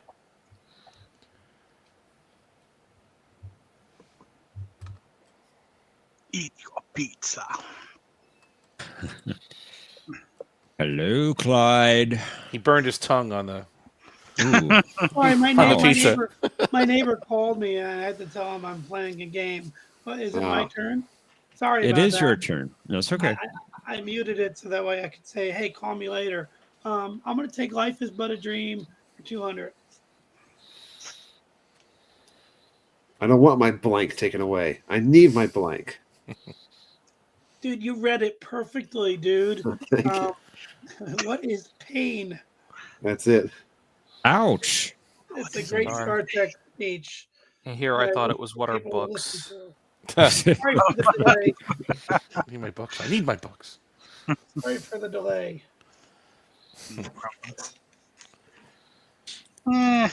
Patrick. You know what?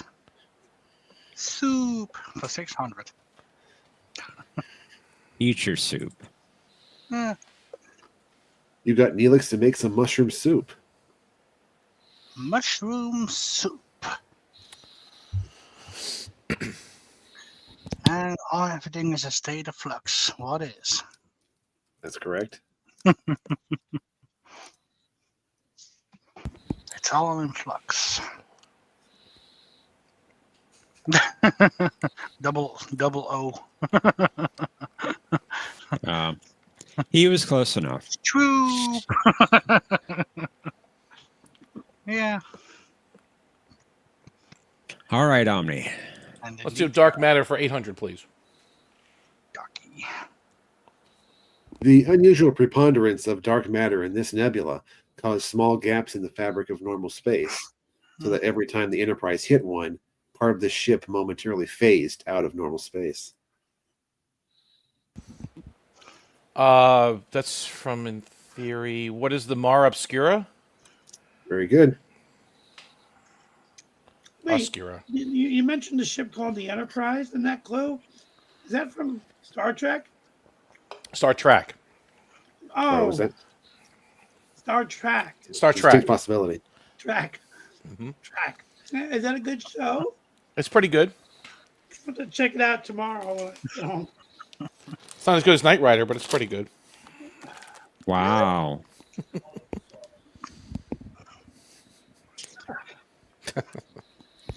All right, Mike. Let's do guest credits 800, please. Got it.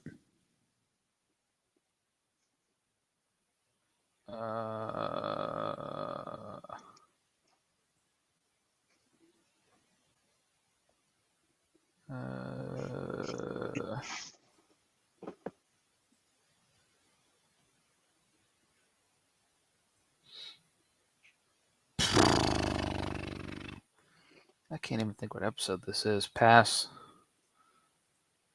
Clyde. I'm going to be passing. I'm sorry. Oh, no, I know what it is. Patrick. Can I undo my pass? No, sorry. I feel his pain because it's Lieutenant Veldhane. Yeah. That's right. Yeah. Yeah. Clyde. That's from the flashback episode. Yep. Sure is. I think it was actually called flashback. Yep. All right, I'm going to go with G and H substances for 400. By the 23rd century, this was the medicine normally used for radiation sickness. But when it was ineffective against rapid aging caused by radiation exposure, McCoy suggested the old remedy, adrenaline. I'm going to pass, but I will say that adrenaline saved my life as a kid. That without it, I probably wouldn't be here. I had viral pneumonia. Glad you're here. And Patrick. viral pneumonia. Patrick. Patrick. What is hydronalin? Sorry, that is incorrect. No. I know them all. Omni. What is hydronalin? That's it. Close, but no cigar.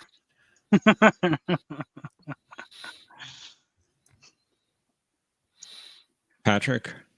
Oh, sorry. I always Sure. forget I'm in last place, last position.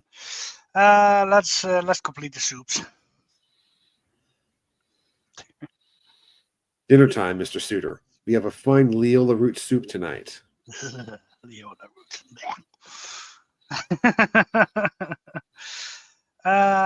The other route was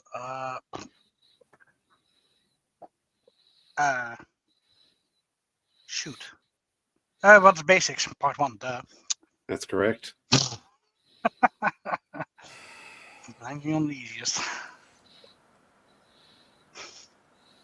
Thomas, I believe he said something a little bit I different. said something completely different. Nope. Did not say that.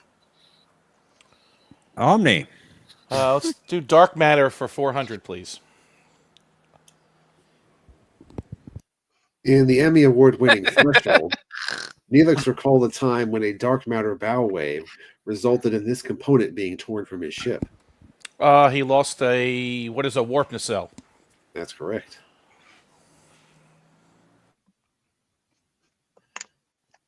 Very good. Mike. Are we sure that there wasn't a brain cell? Let's do guest credits 400.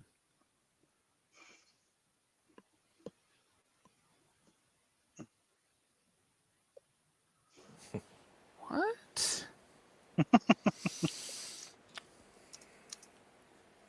Oh.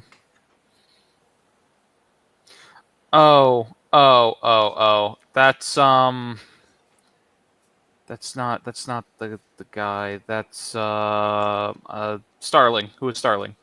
There you go. Fortunately, your stock is not going to crash. Oh, yes, it is. Is that from the 37s? No, that's from the Future's End one. Yep. Oh, thank you. Thank you very much. Clyde, it's your turn. Yeah, 37s is from a different season anyway. I'm going to go with substances for 200. After the delivery of the contents of Morton's account with the Bank of Boleus, Quark was dismayed to discover that someone had extracted all the latinum, leaving nothing behind except this worthless metal. What is gold? That's correct. Good. I love that episode. I love the Jack Nicholson alien. And yet, in the episode in which he travels back in time, gold is good. He had to start somewhere. He knew he had to start somewhere. Patrick. Let's finish out guys' credits. Black Sun. Who is the female Q? That's correct. Wrong. The answer is who is Kalar? Not in Voyager, it isn't. Wait a minute, that was Voyager? Yep. I thought all Voyager episodes were 110101101. No, that's the best Voyager episode. Oh, my mistake. Omni, last clue. During the examination of a dark matter nebula, Archer told T'Pol about his friendly/adversarial experiences with this pilot in the NX program.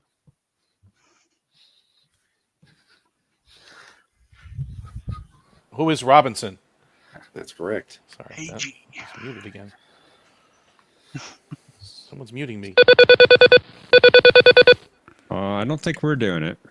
Maybe I'm doing it to myself. All right. Cosmo Buzz link in the private chat. Omni, you're still in there. All right. And let's go to final Jeopnerdy. Consider how much you would like to wager based upon this category. Starfleet captains. Okay. That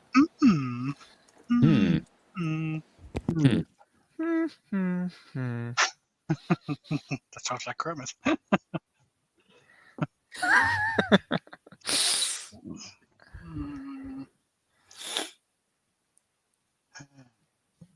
Oh well. Come on. Where are we going?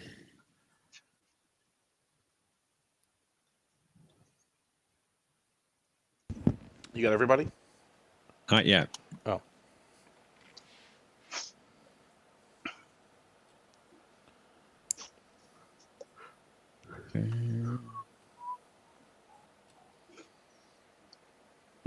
Okay. Is it your birthday, Clyde?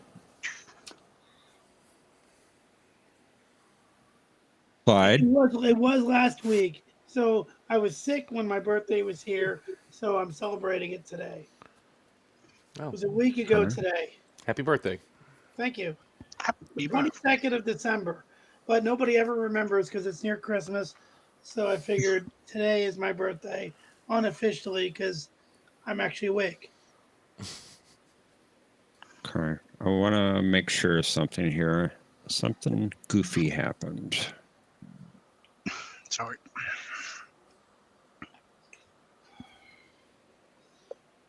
Okay. I think it's right. Okay. By the way, last Sunday when you guys played this game, I think I only saw 2 rounds. Did you guys play 3 rounds? We did not. We didn't have enough players. Oh, okay. Yep. I don't remember. I was so sick because I couldn't remember if I stopped watching the video or got kidnapped by some sick germs.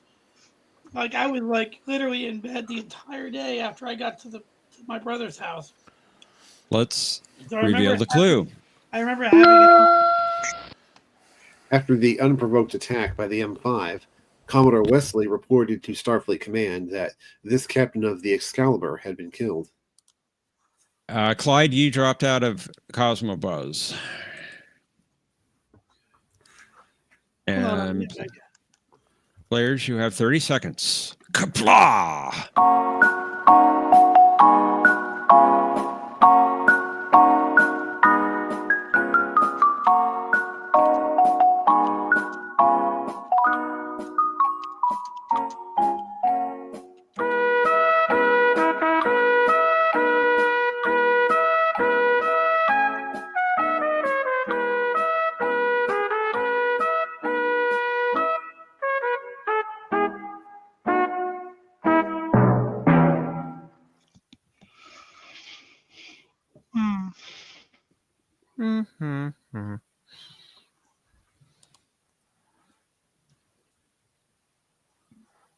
Entering your responses.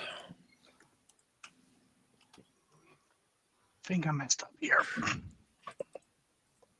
We'll see. It's a great episode. Indeed.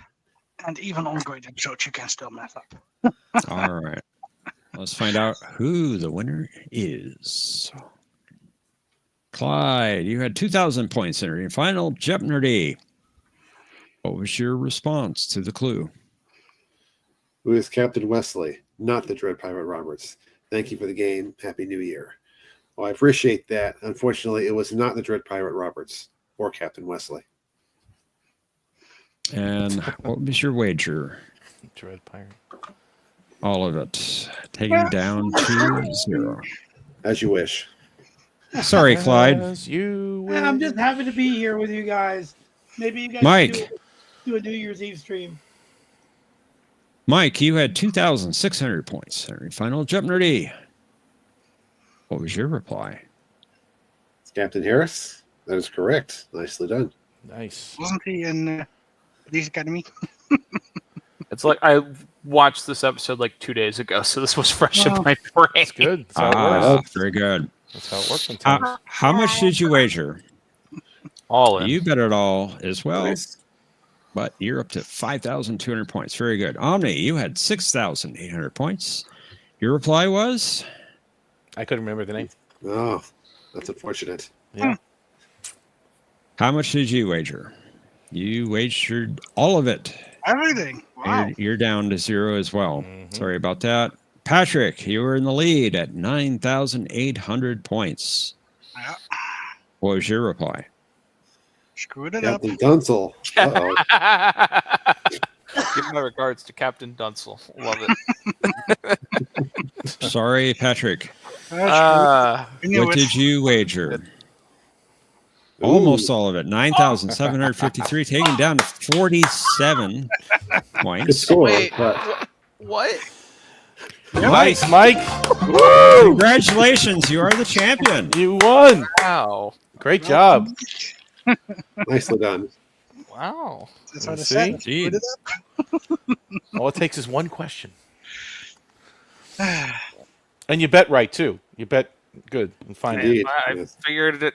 I don't have a shot if I don't go all in. So Exactly. I thought the same thing.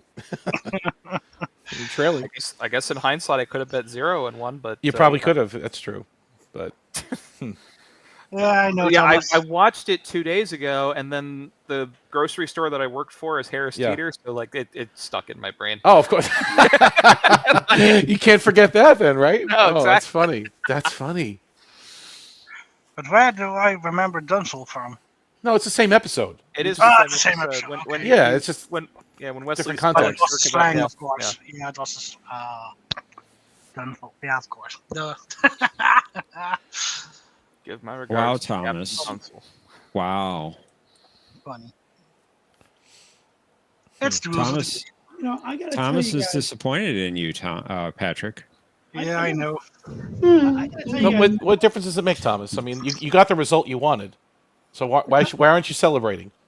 a couple of years ago, somebody did a short film where Spock goes to Viridian 3 and looks at Kirk's gravesite, Mm-hmm. right? And there Yep. was no talking. And then a couple of weeks ago, there was another film where Kirk goes and meets up with Spock in like the afterlife. I'll be honest with you, I didn't like either of those films because they're just creepy looking. Well, not many of us did like it. We talked true. about it. Yeah. Yeah, I just didn't get it. Almost like they don't feel right. I mean, they're cool, I guess, but not for me. I don't know why they made them. So, like, speaking of not liking things, Well, I can list a whole bunch of things I don't like. We'll be So- here until Tuesday. I had Endgame playing on my phone today while I was at work because I was doing all the accounting stuff in the accounting office. And Gee, I'm glad you're not doing my taxes.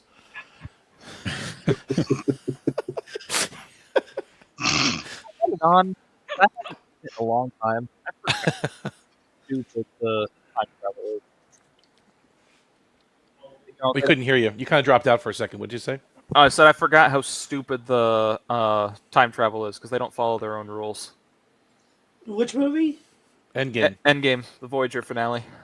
Oh, I thought you were talking about Endgame, the Avengers movie. Oh, yeah. Well, no. So you're saying because it applies there too. Actually, funnily enough, they don't follow their own time travel rules there either. But Yeah, but- because when Steve goes back, I don't know. because Whatever. I hadn't seen it in so long and I forgot. So like Admiral Janeway goes back, changes Right. history, yada yada blah blah, right? But obviously, in changing history, she's muddied up her own timeline, but she still is there. So no matter what happens in the present day, it's not going to affect Admiral Janeway. And then at the end, the Borg Queen's like, I gotta blow up Voyager, and then you'll never exist, and nothing you did will ever happen. It's like, okay. Well, they don't maybe know what they're doing with the time travel. Or the Queen's an idiot. Or maybe the changes the changes didn't happen until they went through the wormhole, the transwarp conduit. Like, until they arrived in the Alpha Quadrant, maybe nothing really changed enough for Janeway to get not there, right? But then because the Admiral comes from a timeline where they were in the Delta Quadrant for 23 years, and they kept going. Died, yeah, that's true. And so like her showing back up and getting them home right then and there, even if they didn't get home, like there's the offhand line about we gotta change course into a new aperture and it leads back to the Delta Quadrant, and then somehow they end up inside a sphere. Like that timeline's already been sufficiently changed, and the Admiral still exists. Like if the Queen's logic were true, the second Admiral Janeway showed up in the past, she should have disappeared because she's already altered that timeline. But then the other time travel episodes are messed up too, like Relativity or like the one with Starling. Like then, I think they call it a paradox, right? That's what they can justify it as that she's outside. But when I look at time travel, it's the fact that the time traveler in a lot of, not just Trek, but in anything, the time traveler is often exempt from the changes to the timeline. Right. Like Back to the Future is one of the only things I can think of where that's not the case, because Marty keeps disappearing whenever from the photo. Don't go. Yeah, exactly. Or himself too. Yeah, it's true. Exactly. It's just fading away. But in a lot of works of fiction, the person time traveling is immune to the changes to time, which is true for the Admiral. Right? Like it's provable. She's there. The Queen's right there with her. And yet she's like, if I kill your younger self, you will never exist. No. I think it's a paradox. And they justify it in Star Trek a lot of different ways. They'll say it's a paradox. Yeah. Even in Relativity, they talk about it. They go like, you created 3 different paradoxes. You did this. And then they try to clean up the timeline afterwards in Relativity, right? They go back and they... Now, when I look at like Back to the Future, I give a little leeway on the sequels because I know in my mind that the sequels were imposed upon them by the studio, that they never intended to make sequels, and if they had, they would have made the first film very different. And they were imposed by the studio. The studio said, if you don't make a sequel, we're going to make a sequel, regardless. So I kind of don't really count it as part of the same. I don't hold it to the high standard that the first one usually works with. However, the thing about the first film taken on its own that I can't figure out and never could figure out is, when did Marty McFly merge with himself? Meaning, when he wakes up at the end of the film, he's still the one that we've been following for the whole movie. But there's another Marty McFly that grew up with more confident parents. And I can't figure out when the two of them merged. Erased from existence. Did you guys follow what I'm asking? Yes, I think I understand, because when he traveled back into his present, he still remembered the previous timeline, but his parents and everybody else has been changed. Yes, and there's apparently some version of him that obviously grew up with more confident parents. Huh. When did that merge with the person he is that we know? Or what happened to the other version? It poofed like Tuvix. Anyway, but as for the sequels, they don't quite line up. Like I said, though, the studio told Zemeckis, if you don't make these sequels, we will make them. So they were kind of strong-armed into making them. And that's not really good when you're doing time travel stories, because then you're going to come up with paradoxes all the way, like minefields. I mean, every time travel episode is going to have the same kind of issue. Right. I mean, Time's Arrow, right? TNG, that's problematic, right? And then, for the most part, that one actually makes sense. Works. Time's Arrow works for the most part. That works because it's the idea that any time travel that you do always happened and always will happen. So you're not changing history, you're completing history. It's like 12 that one makes sense. Mark Twain and Data's head being reattached after 500 years. Yeah, I can see what you're saying. It's like 12 Monkeys. Like Data's Everything head happens- is in the happens- cavern because they always traveled. It's just like well, I guess it's debatable, but like yesterday's Enterprise, the timeline we're watching is a time like the main TNG timeline is a timeline where Tasha Yar was always sent back in time. I see what you're saying. So what happened in the cave always was meant to happen, or something like that with Time's Arrow. Okay.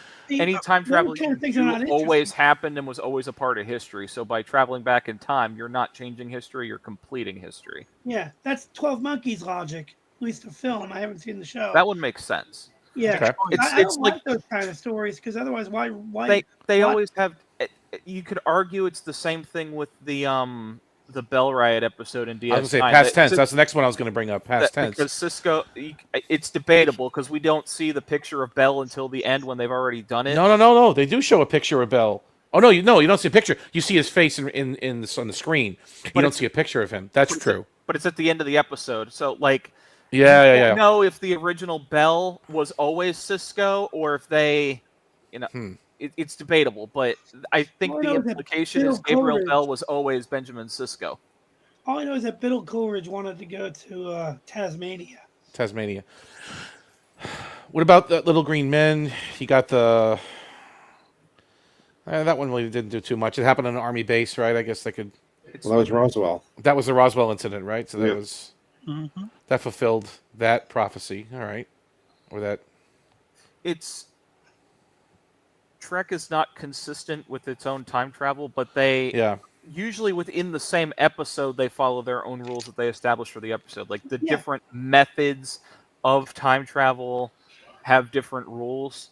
What bothered me in Endgame was they established their rules are that it's basically multiverse, that Admiral Janeway can go back and do whatever she wants, and it's just creating a parallel timeline. It's not affecting her history or her future. It's affecting this Voyager's future. But then the Queen acts like, well, if I kill your younger self, who you've already altered the history for, it's going to prevent you from doing this, which is not true. Like if she didn't say that, then would that make it easier for you? If she didn't say that line? Yes, if she didn't say that, it would fix a lot of problems. But it's like they can't. They didn't understand their own time travel rules. Gotcha. You said something very important, Mike. You said something very important that I agree with. Is that Trek has used pretty much every different theory of time travel in different episodes because they have hundreds of episodes and many different writing teams, so they all want to try a time travel story. So, but technically, they'd never work together. Usually with a franchise, you can only use one type of time travel story. But with Trek, which is supposedly a serialized story, it's also very much like an anthology story when it comes to time travel. Meaning, the time travel used in Time's Arrow, those theories would not be consistent with the time travel used in Cause and Effect or Past Tense or any number of episodes. I think, and the reason I bring this up is because when I forget the name of these guys, when they did a critique of the episode Priya from Orville, they went back to Priya when they were trying to talk about the time travel at the end of season 2. And they were trying to reconcile the two time travel theories. And I said, well, you can't reconcile them because Orville is just like Star Trek. It's more, when it comes to time travel, it's more of an anthology than a serialization. What about the Children of Time? What do you think about that one, Mike? I don't like that episode. You know why I don't like it? Not because it's not a good episode. It's a powerful episode. And I like everything about it, except the idea that once the story starts, our main characters have no agency. They're just simply told, hey, by the way, you guys are screwed. You guys are staying here, and all this is going to happen. And it takes away all the agency out of our characters. And that's why I don't like that episode. Okay, but Mike, what do you think about it? I'm going to be honest. I don't think I've seen the Children of Time. That's DS9, where they encountered that strange planet where the Defiant supposedly crashed. Then it was supposed to crash again. If it didn't crash again, then all those people that the descendants would not have ever happened, never ever lived. And then Odo, future Odo, gives a message to past Odo, and then somehow the ship doesn't crash because they program it not to do that, or future Odo alters the the program of the ship. Yeah. All right, so that's an interesting one. And what about Times Square? He wanted to save Kira. Kira, exactly. Future Oda wanted to save Kira, who was going to die on the planet. Like within 10 days or something, or a week or a month, she'd be dead, and then... Yeah. And then Times Square, where Picard is talking to his self from 6 hours in the future. That one that actually does different things. One doesn't bother me too much, except for why is it that our Picard just all of a sudden realizes what he has to do, whereas, like how many times has the Enterprise gone through this loop, and it's just all of a sudden this Picard realizes, oh shoot, I have to kill myself. Well, the other thing I love about Times Square that they never have done since is that when you're in the wrong time, you're not quite all there, which is a cool idea that they never explored. Like when the Picard from the future was in the present, he just wasn't there. He couldn't communicate. He couldn't interact with anybody because he was out of time. That was clever. They never explored that idea elsewhere. But that's what I love about Star Trek is that you can have all these contradicting time travel theories as to what could happen. They don't work together at all, but because there's hundreds of episodes, the writers are able to explore different ideas and not have to worry about whether they you can nitpick a lot of Star Trek time travel, like even Cause and Effect, which is among my favorites. If you step back and think about it, the Enterprise was trapped in that loop for 17 days, and by the end they were all like, oh yeah, we've totally done this before. I remember all the cards in the poker game and this, that, and the other thing. So why didn't the Bozeman, after how many years, like 70-something I always wondered that. And figure a way out on their own? Like, no, we just left Space Dock 3 weeks ago. What are you talking about? Yeah, exactly. Everything's fine over here. Yeah, that's a little like... I could see how they maybe couldn't figure a way out because we were only able to do it because we had the visor and data. And so that makes sense, but how did they not have any sense of deja vu after? Well, it's closer to 80 years because Geordi says the class of ship hasn't been in service in over 80 years. Yeah, so I got the impression they just came forward in time. They weren't in a loop; they just came forward. But wasn't there a graphic on the screen that showed that they were both looping, or no? That was just the Enterprise looping? It was just the Enterprise. You're right. They never actually said that the Bozeman was trapped in a loop. True. So that's possible. I think they just came forward. I'm with Jeff on that one. The loop only started when the Enterprise exploded. But they came forward. How many times did they come forward? Like 100 times? I mean, until they finally. I'd have to watch it again. I thought the Bozeman was in a loop for 80 years, but I'd have to watch it again. I didn't get that impression because the Enterprise wasn't there. Yeah. My impression is that the Bozeman came through time, collided with the Enterprise, and the explosion triggered the loop from there. So they were both in the loop for the same amount of time. So only about 2 weeks, 3 weeks? Yeah, like 19 days or something. What was it? Like 18 days?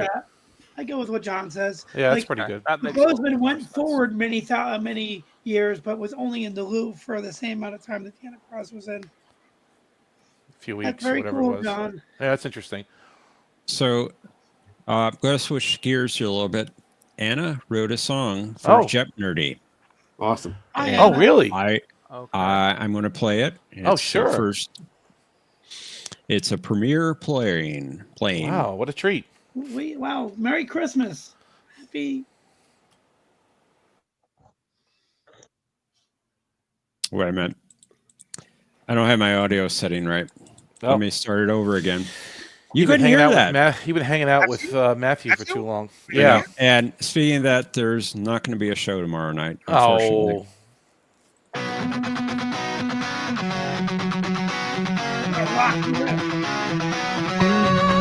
Welcome to Jeopnerdy, the nerdiest game in town, where Brainy Specs justice frames and never wears a frown. The categories light up with questions oh so tough, while contestants battle it out to prove they know their stuff.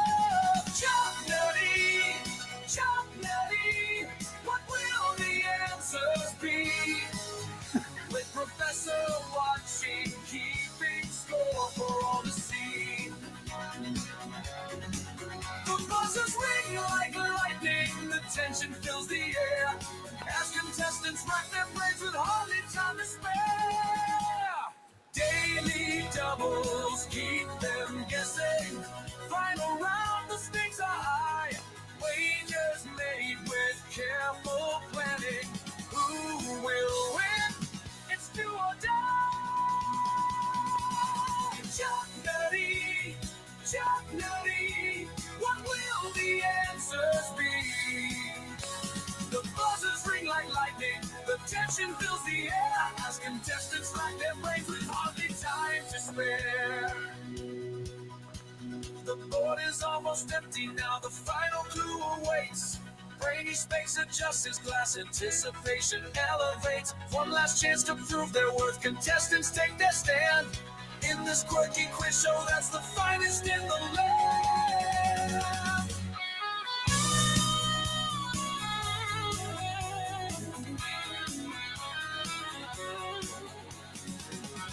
What a solo!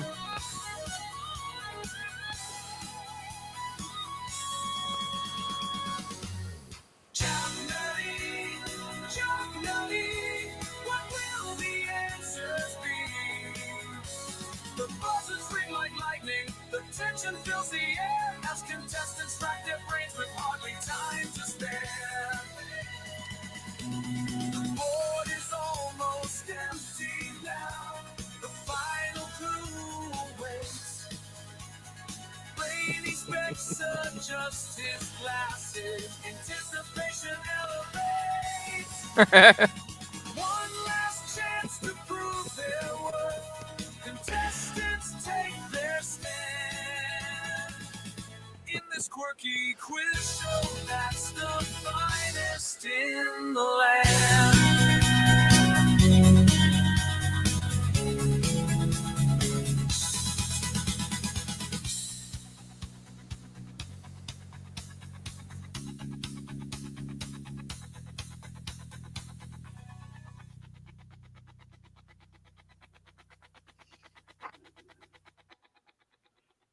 Nice. Well, that's great. That was awesome. Wow, Thank that you. was really good.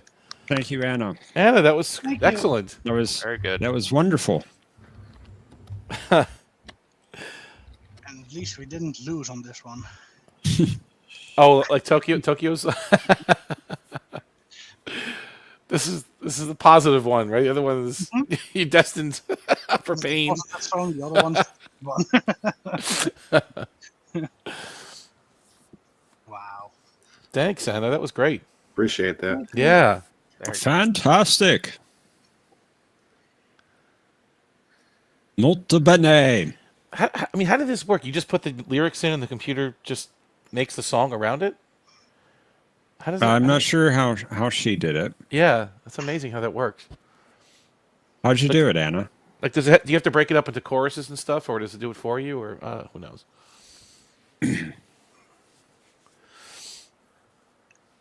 No, that's really cool. Thank you, Anna. And Patrick's right. Pain. That's right, Tokyo. I want my pain taken away. I need my pain. That's right. Have fun with that, Deej. It's not a Yes, dream. have fun.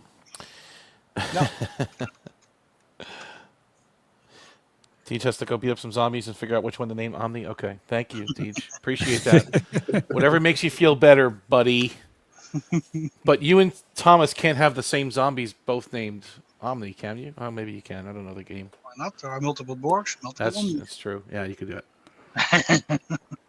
It's good.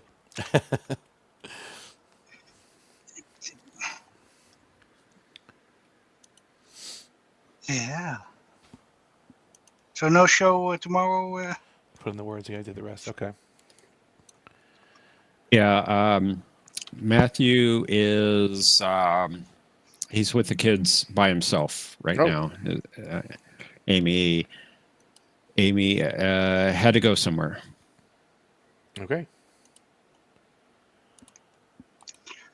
Well, in that case, I have some time to catch up on the last one because. Oh, you haven't seen the last one? I had it planned for yesterday, and then stuff came up. And that's a good one. So I promise I'll watch it tomorrow on Monday. Okay. Because yes, I know it's a good one as the title. But... Very good one. Yeah. Very good one. Pay attention. Mm-hmm. A lot happens. Yep, I will. And when stuff came up, I mean, fell asleep. Yesterday. It happens. No, Deej. Nothing like that. Wow. Always looking on the bright side of things, eh, Age? It's definitely in the cabal, that's for sure. Yep. Spending too much time with Cinnabon. Yeah, man. Mm-hmm. His wife just do something. Oh no, divorce court immediately. That's right. Yeah. That's right. I was giving him hope. Wow. Wow. That's just cruel, Deej. Yeah.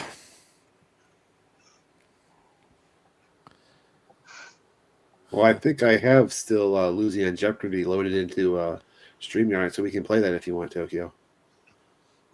Yes. No Play more it. time. Yes.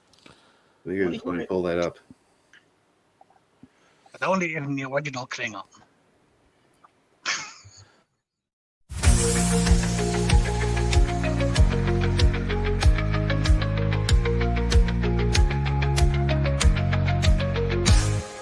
Tokyo was a man born a Trekkie. He thought that this game be easy. He started out with a bang, knew the difference between gang and clang. Soon he would need his match, knew he wouldn't beat back. Hungry for the thunder and the pain. Win after win, this was his game. No one stands a chance against the machine. He always gets his way, if you know what I mean. He took it all, he got the glory. But wouldn't you know, this wouldn't be the end of the story. Returning the prompt, you better get ready. Don't be caught dead, losing on Jeopnerdy. Losing on Jeopnerdy. With birds up, we gotta rest his soul. Screaming, son of a bitch, he sought to conquer it all. With all the orphans in Kuroga on his side, no one can stop Bird or Break 5. His memory will live on, but it's time to roll. Cinnabon's gonna make you pay the toll. He's got his eyes on the prize, you may not survive. Omni sent panicking, but there's nowhere to hide. Sneaking up his path, he knows what to do. He may not remember, but he's coming for you. Don't be caught slacking, or you'll go down. Caught by the daily double, you'll be losing on Jeopnerdy. Losing on Jeopnerdy. Star Trek, Star Wars, the Orville, Sequat, CSV, it's real easy. You think you know it all, you better get ready. Strike hard, strike fast, show no mercy. Captain Fog, start date today. Captain Picard's in charge, you're gonna pay. Catch the spirit of Bird, it's real easy. Set course for total victory. You won't be losing on Jeopnerdy. Losing on Jeopnerdy. Baby. Losing on Jeopnerdy. Losing on Jeopnerdy.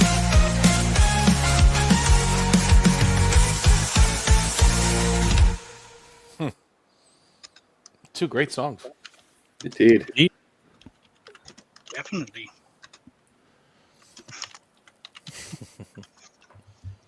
Yep, he may not remember. Oh, what was it? What was it? What was it? Oh, what was it? What was it? That's awesome. That was a cool tune.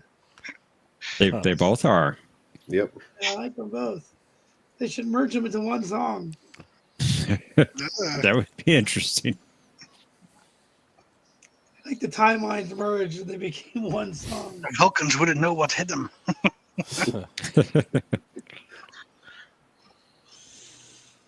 Quark, son of Keldar, why are you here? Oh, we got a kit. Oh, there you go. Nice. There you go. I like that. I like it. Quark, son of Keldar, why are you here? To answer the challenge of Topak, to prove my honor, to win the favor of the Lady Grolka. Tagore, son of whatever. Tagore, you can't challenge this man in open combat.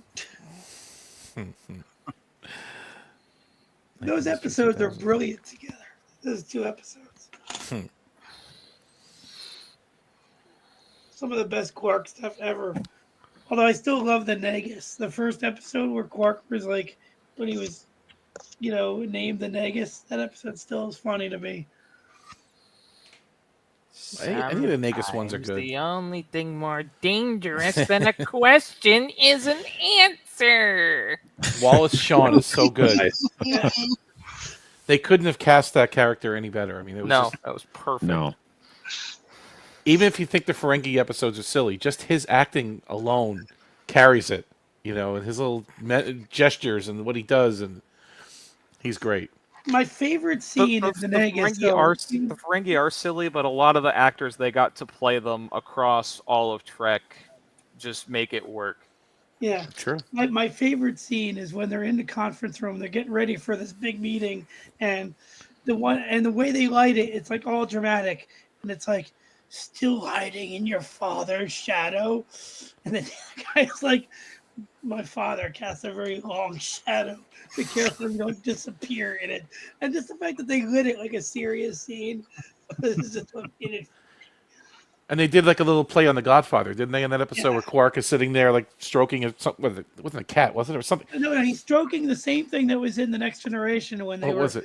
The thing that Alexander had as a pet or something. He's doing the same scene that Don Corleone did in Godfather. But it's the animal that they saved in New Ground.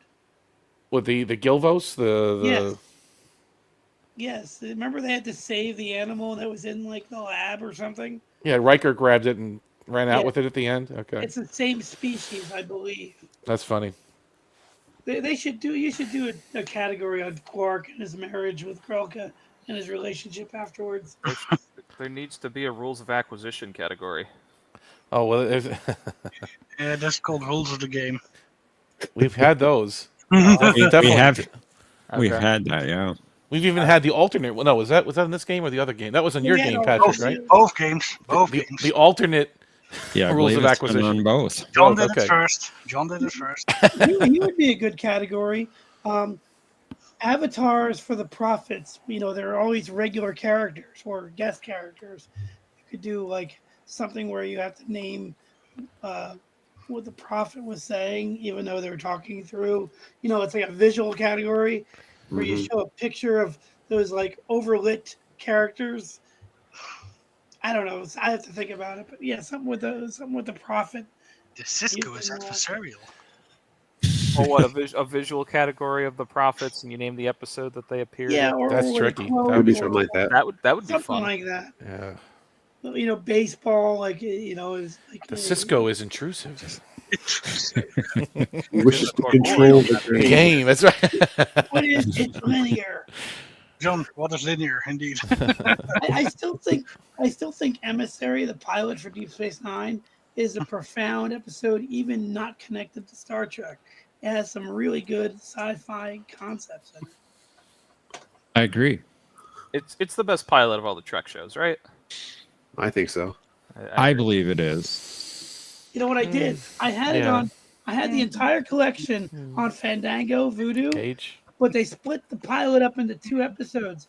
So I went to Amazon and I bought the digital copy, and they made it as one continuous film, which is what they did for Way of the Warrior too. So I actually have digital duplicates of both of those episodes. One where they're split up into 2 episodes, and one where they're one movie for each. That's a tough one because the Cage is good though. But maybe I'm nostalgic about the Cage. Like maybe Emissary is a better episode, or a better opener. But I'm very nostalgic about the Cage. I like that. I like the Cage too, but with TOS, it's funny which episode you actually consider the pilot. Because I wasn't the first episode aired. I didn't air it much later. But it was a pilot to the network, right? Wasn't it? Phoenix is a great. It was. Yeah. Night of the Phoenix is the best pilot. Night of the Phoenix is a good pilot, and it's a great show. It is good. It's like a 2-hour movie. I mean, that's what they are. You know, these because sometimes Star Trek does 2-parters, and sometimes they do a 2-hour movie event, special movie event. # special movie event. Yeah, they do. And then they like put it up. Yeah, they haven't done that in a long time. Yeah. And this episode went so They well. will be doing it. They will be doing it at the end of January, and I think. Yeah, you're right. I don't know what you're talking about. Yeah, January 24th, actually, special movie event. Yeah. Omni might get me to watch it if he. Enterprise coming back? No, the Enterprise could be in it, but I mean, I don't think so. He's going to leave a heavy donation to my PayPal for alcohol. It's only 26 days away, folks. Special movie event. That's it. Actually, I'm going to be subscribing to Netflix You mean the next day week that I got paid? when the new Wallace and Gromit movie premieres. Cannot wait.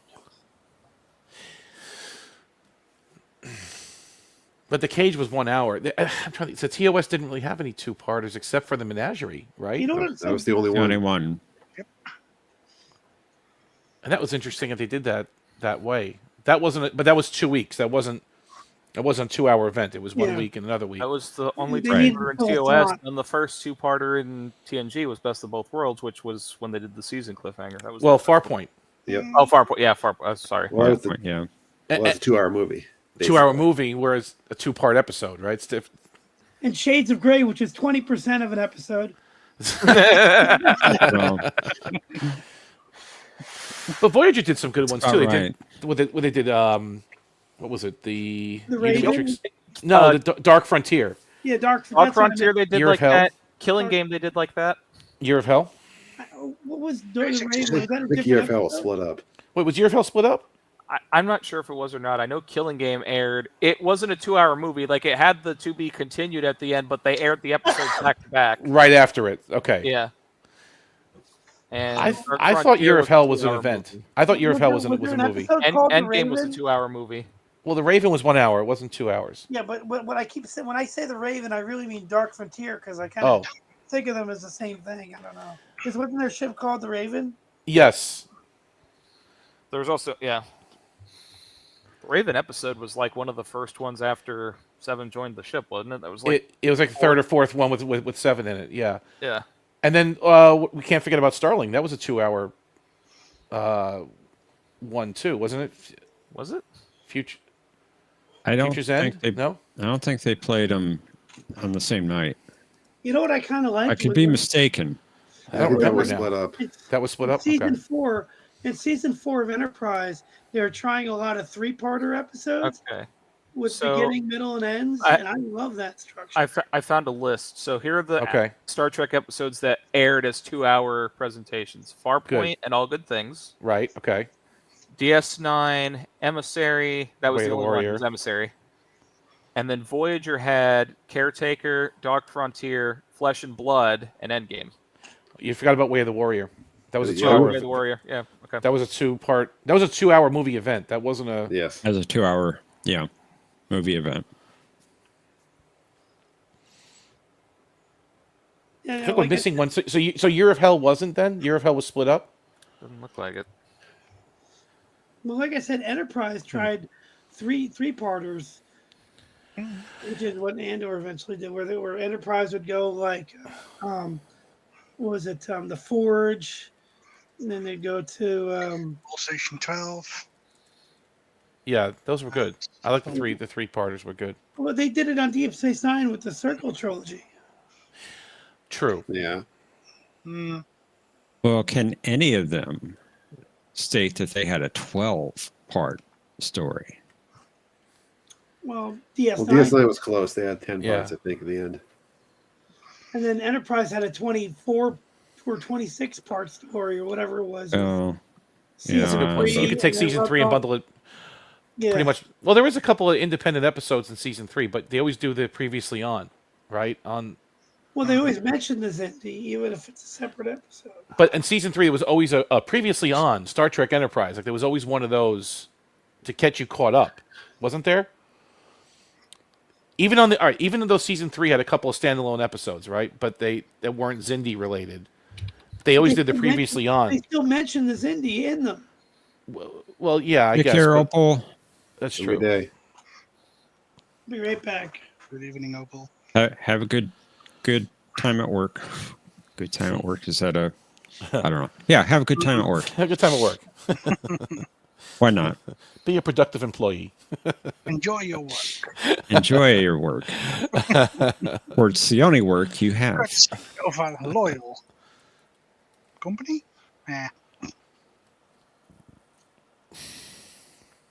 But which Doctor Who episodes were you referring to, Jeff? That would be the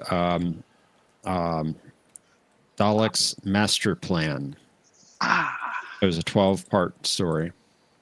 I thought you were talking about Babylon 5 for a minute. Nope. Maybe. No. No, Babylon 5, I think, only had two-parters. A Voice in the Wilderness, and then that was it. No, there was one in season 3,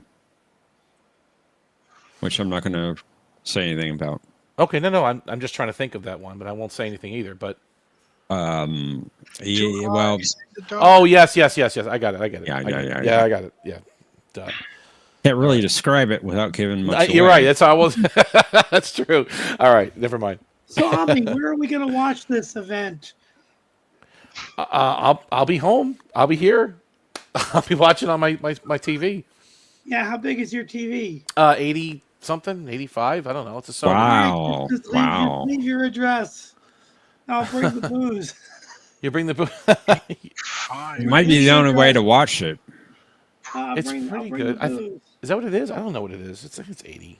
I have 58 inches. I'm sorry. That's as big as I could fit in my car. What model is this thing? I don't know what it is anymore. I know it was a hell of a time moving it, but I could only fit 58 inches in my car. So so either you come here, I go there, or we watch it, we stream it together. We stream it. We have a live service connecting our streams. yeah, no, it'll be. You know, It's a Bravia XR or something. I don't know. By the way, are you guys doing any kind of New Year's Eve Jeopardy with some of the unused categories from past games? No, we don't have any plans for that. Oh, that would be so awesome, though. Hint. You know what I love about New Year's is the Twilight Zone marathon they always do every year. Yes. And I love that show. That would be fun to do some trivia on that. On the Sci-Fi network? The Sci-Fi, and then I think Me TV does one too. Like there's just 2 marathons going simultaneously at least right now. And then some other station will do the Honeymooners, right? On New Year's Eve. They'll run like every episode of the Honeymooners. I love the Twilight Zone, though. I'm a huge fan of that, the original. Oh, yeah. Twilight Zone. Favorite What's your Twilight favorite Zone episode? Favorite episode? Yeah. I guess Eye of the Beholder's up there. 2 is my favorite. And I also like the one where the little guys in spacesuits are attacking the farm women. I don't remember. Oh, that would be The Invaders, yeah. Yeah, that's a good one. Time Enough at Last, Burgess Meredith. I mean, you can't go wrong with that one. Is that the book, the library one? Yes, where his glasses fall off at the end, and very good. Like that's that a classic one. There's so many good ones. I mean, it's hard. Nightmare at 20,000 with Shatner, obviously. You can't go wrong with that one. Good one. Who the heck is Shatner? Wait a minute. Yeah, right. I can't remember the name of it. Which one? One where the old ladies in the cabin, and these little people are scaring her to death, and she's The trying to kill Invaders. them. Oh, that's The Invaders. That's the one he was talking about. Yeah. The one at the end where the twist is it's a U.S. spacecraft. They're humans. Yes. She's a giant. I gotta cut in. I gotta cut in with some news. I just read that Jimmy Carter died. Yeah. Yep. Yeah. That's a shame. Yeah. Deej mentioned that earlier. 100 years old. Wow. I just read about it. Yeah. The Monsters Live on Maple Street's another good one. That's a good. I mean, there's so many good ones. That's an excellent one. There's so many good We watched ones. that class a couple weeks ago. Monsters on Maple Street. We watching, and when I was subbing for our class, we watched it. First one I ever saw, my dad showed me, was To Serve Man. It's a cookbook. That was the first one he ever showed me when I was like, you know what? I've never seen one. Show me one. He showed me that one. I was hooked immediately. He's like, every episode has a mind fuck, just like this. It's a cookbook. Okay. Canimits. The Canimits, right? Yeah.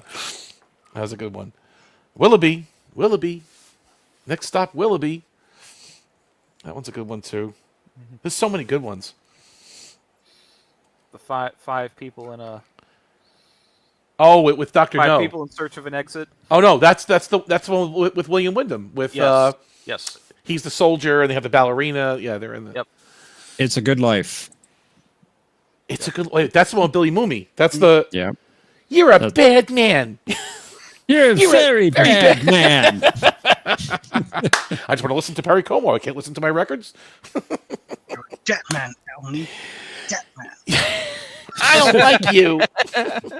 He makes him into a Jack in the Box, right? That's it. That was creepy. One in the 80s. That's I know it's very... not the same. There was one in the 80s that I liked where this woman had this medallion where she could freeze people around her. And then eventually there was a nuclear attack, and she just got so angry, and she ended up freezing everybody around her, including nuclear bomb that was coming. There was one like that too in the original series. I don't remember the 80s one too much, but there was one where he had a stopwatch. Remember that guy had a stopwatch and he could stop the whole world, and then yeah, and then it broke. It broke, and then the whole world's frozen. Frozen. It's always that little twist. I love the one with Telly Savalas called Living Doll, where he tries to destroy this little doll that he thinks is trying to kill him. Ooh, Big Joe. I'm talking Tina. I don't like you very much. He tries to saw the head off. He puts a bag around it. He tries to destroy this doll.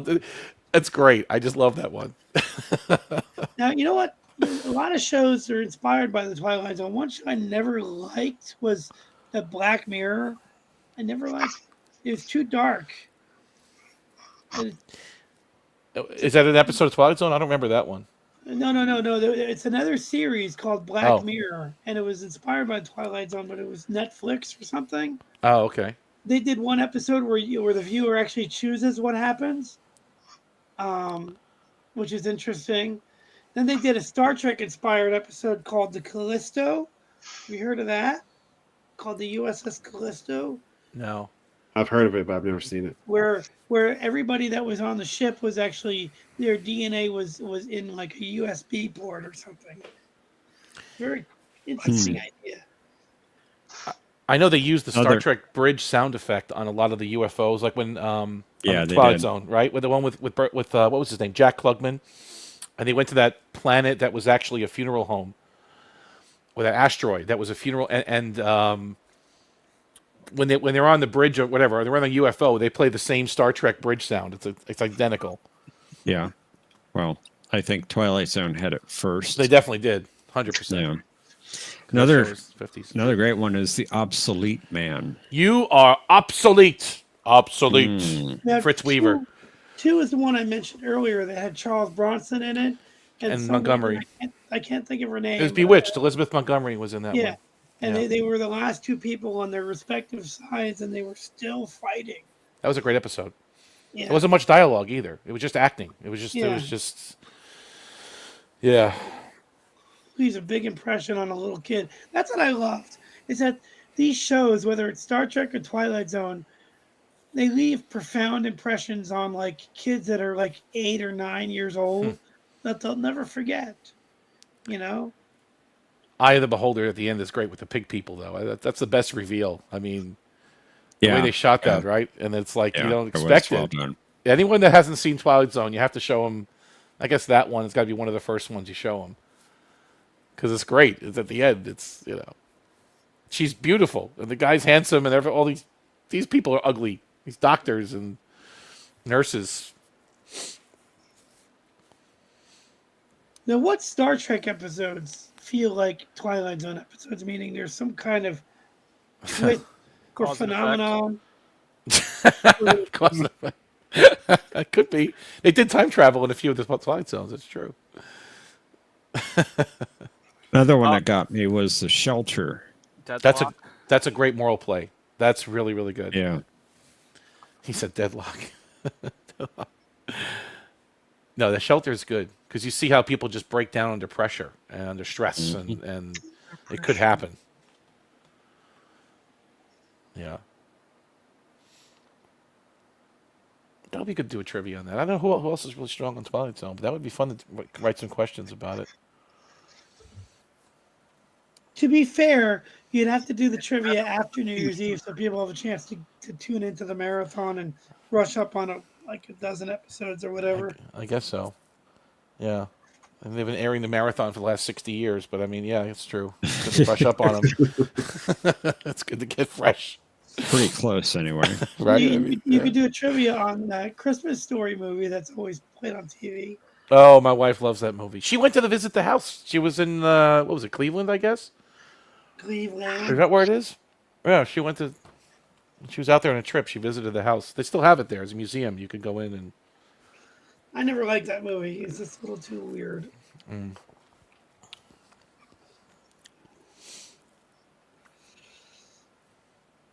So, did you guys have a good Christmas? I was sick.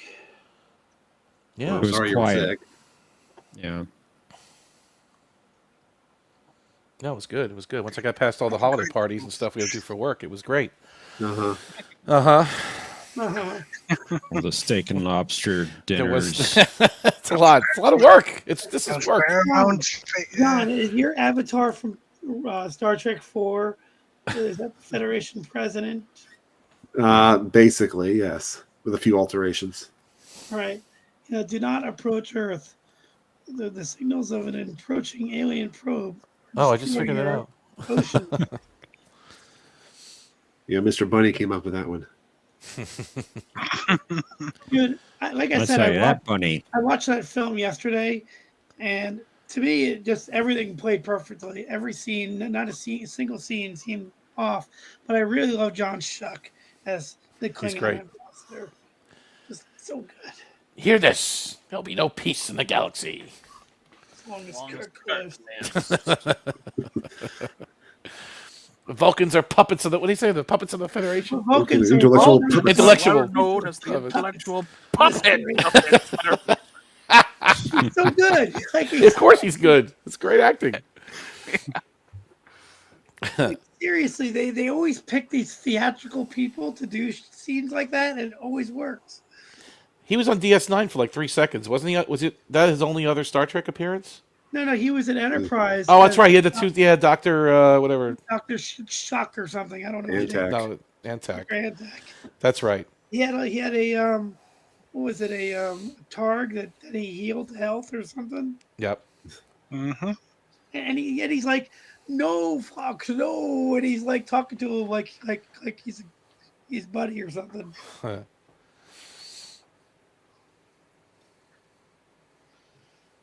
Yeah, they always pick these great theatrical trained actors to do guest spots. I think you have to, because if you have let's say a soap opera actor or something, go on there and read that dialogue, it doesn't fit. It doesn't work. Like they're not saying it the right way. Star Trek has a certain cadence to it, almost like Shakespeare. It's got a certain rhyme or a meter. If you enunciate everything you say, you're automatically disqualified. Is that maybe? Yeah. Although Michelle Forbes was an interesting choice. I mean, she was brought in, I guess, to be more of a rogue, right? As Ensign Rowe. Yeah. Now they brought Schuck back as the Klingon ambassador for Star Trek 6, where he comes into the office and he's like, "The Chancellor of the High Council is dead." Oh, I forgot about it. I forgot he was in 6. Yeah, you're right. He's like, "It was the result of an unprovoked attack. I traveled to see you on a mission of peace," or something like that. Yeah. Our flag of truce and peace. None of these facts are in dispute, Mr. President. But eventually he cheered for Kirk at the end of the movie. He started clapping. He was clapping slowly, right? Slow clap. He had a slow clap after. A very deliberate clap. I was like... I didn't even call it golf claps. It was a slow...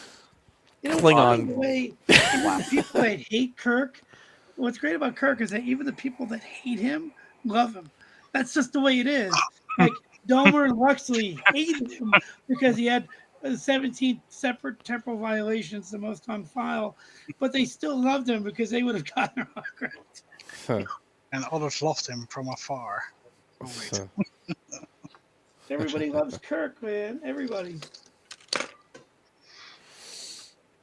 I mean, even after all the stuff, Kirk is still the best captain in all of Star Trek. He's up there. There's only one.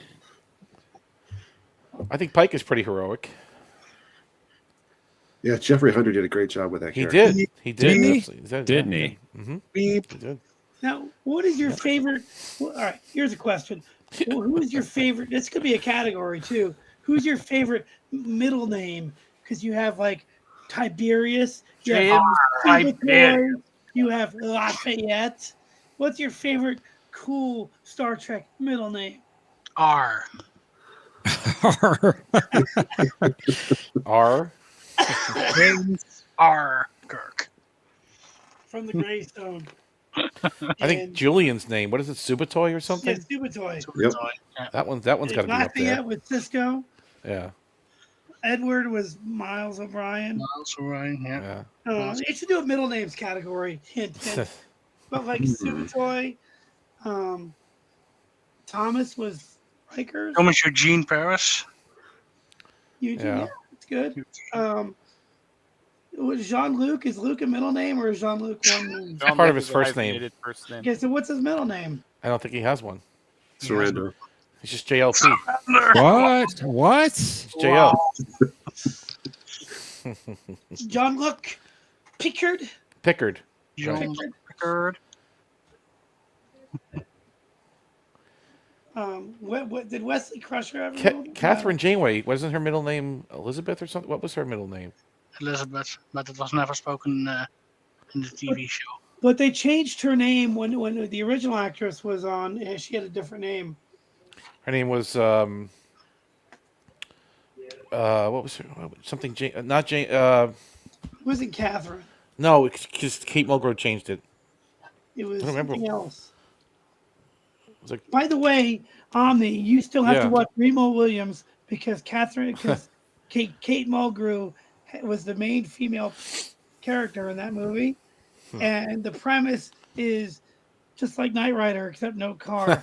it's not the same without a car. That's it. And Joel Grey, or car, Karr, right? Joel Grey was also in the movie, and he was in an episode where Janeway was with him.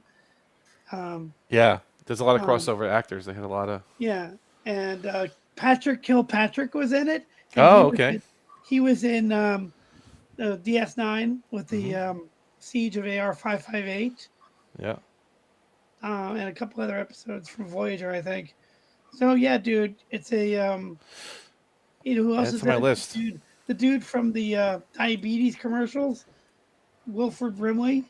Oh yeah, I remember him. Wilford Brimley had a major part in the movie. Quaker Oats guy, right? The Quaker Oats guy, yeah. I don't know if he was in Star Trek or not, but he probably should have been a Klingon. He should have been. Yeah, dude, you should watch it. It's a great cheese fest, 80s movie with great music. Originally, Janeway's first name was going to be Elizabeth. Elizabeth, that's what it was. Have you guys seen the test footage of the original actress they Yeah, got it was to It's play? horrific. Yeah. It's horrific. Genevieve Bourgeois. She was. I don't know how they even cast her, man. I don't know what they were thinking. Big name. But what did she do in an audition? What did she show in some kind of audition? She didn't audition. Well, She was that's a well-known dramatic actress. She was a well-known movie actress. But they had all these years of TNG and DS9 under their belt. They knew which guest stars or which stars could handle it and which stars couldn't. And somehow she made it past everybody to get to. I don't know. I think they had her in mind regardless of how she auditioned. That's my theory. I'm not sure what this plays into it, but they had to change it from Elizabeth to something else because there was a prominent person, an actual American writer named Elizabeth Janeway. So they changed it to Nicole Janeway. That's what it was. And then eventually it became Catherine. Yeah. I also heard there was a prominent real person named General Martok, but they kept it. That was a joke, guys. Did he have one eye? Yeah. That was a joke.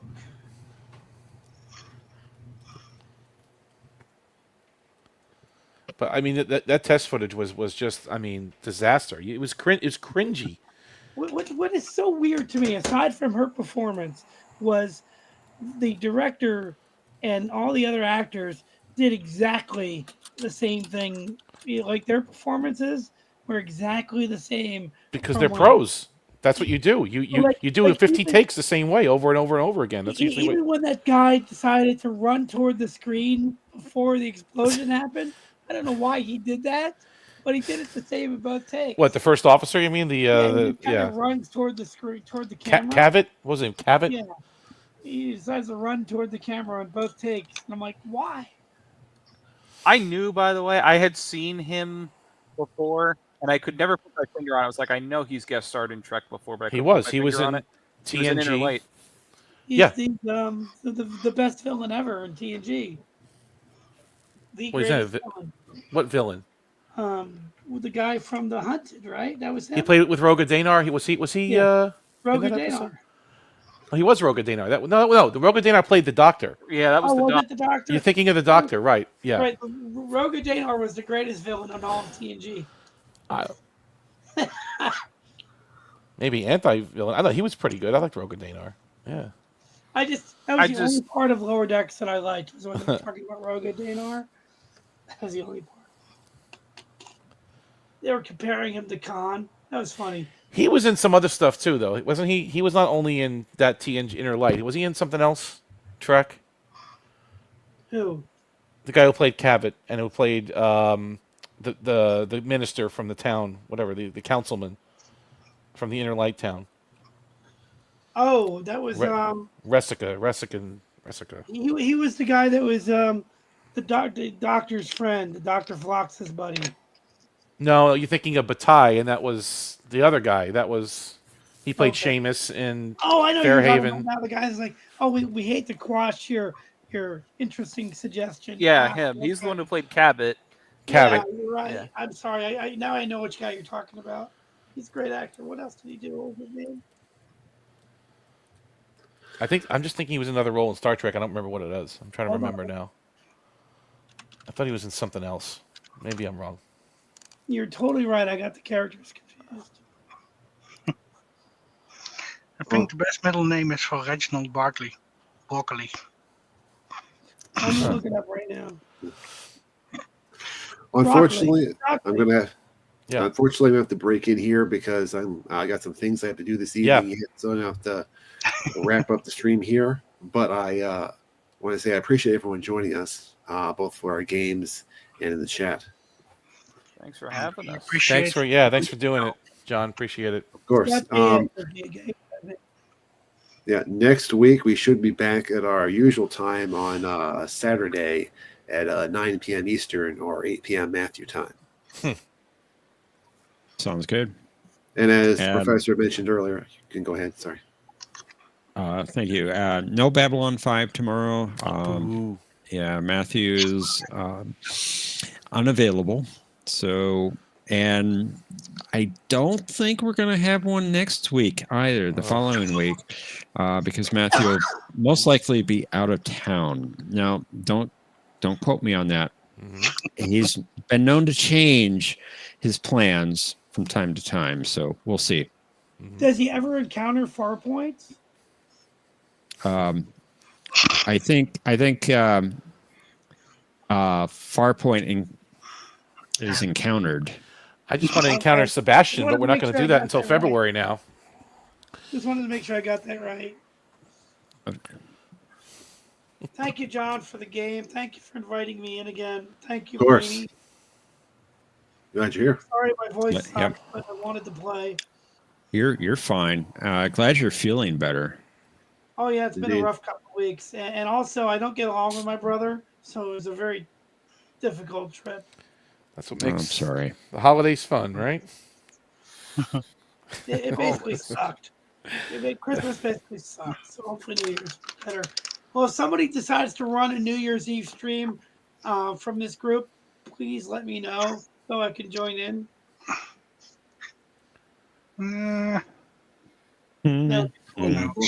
Well, I can guarantee you it won't be me because I'll be at work, but maybe somebody else will. You should that sucks. Dude. You should take off and hang out and do Star Trek stuff. And my time zone is too different for that because then I should work the January 2nd. So yeah. Oh, I think he's talking about New Year's December. Eve, he said. December 31. Yeah. Oh, okay. Yeah, who knows? All right, guys, I'm gonna let you go. My voice is gone. All Good right. to Thanks, see you. Mercer. Thank you for joining us, Mercer. Thanks. And thanks again to everyone. Thanks, we look John. forward to seeing you back again next Saturday. Justice for Tuvix. Justice was served.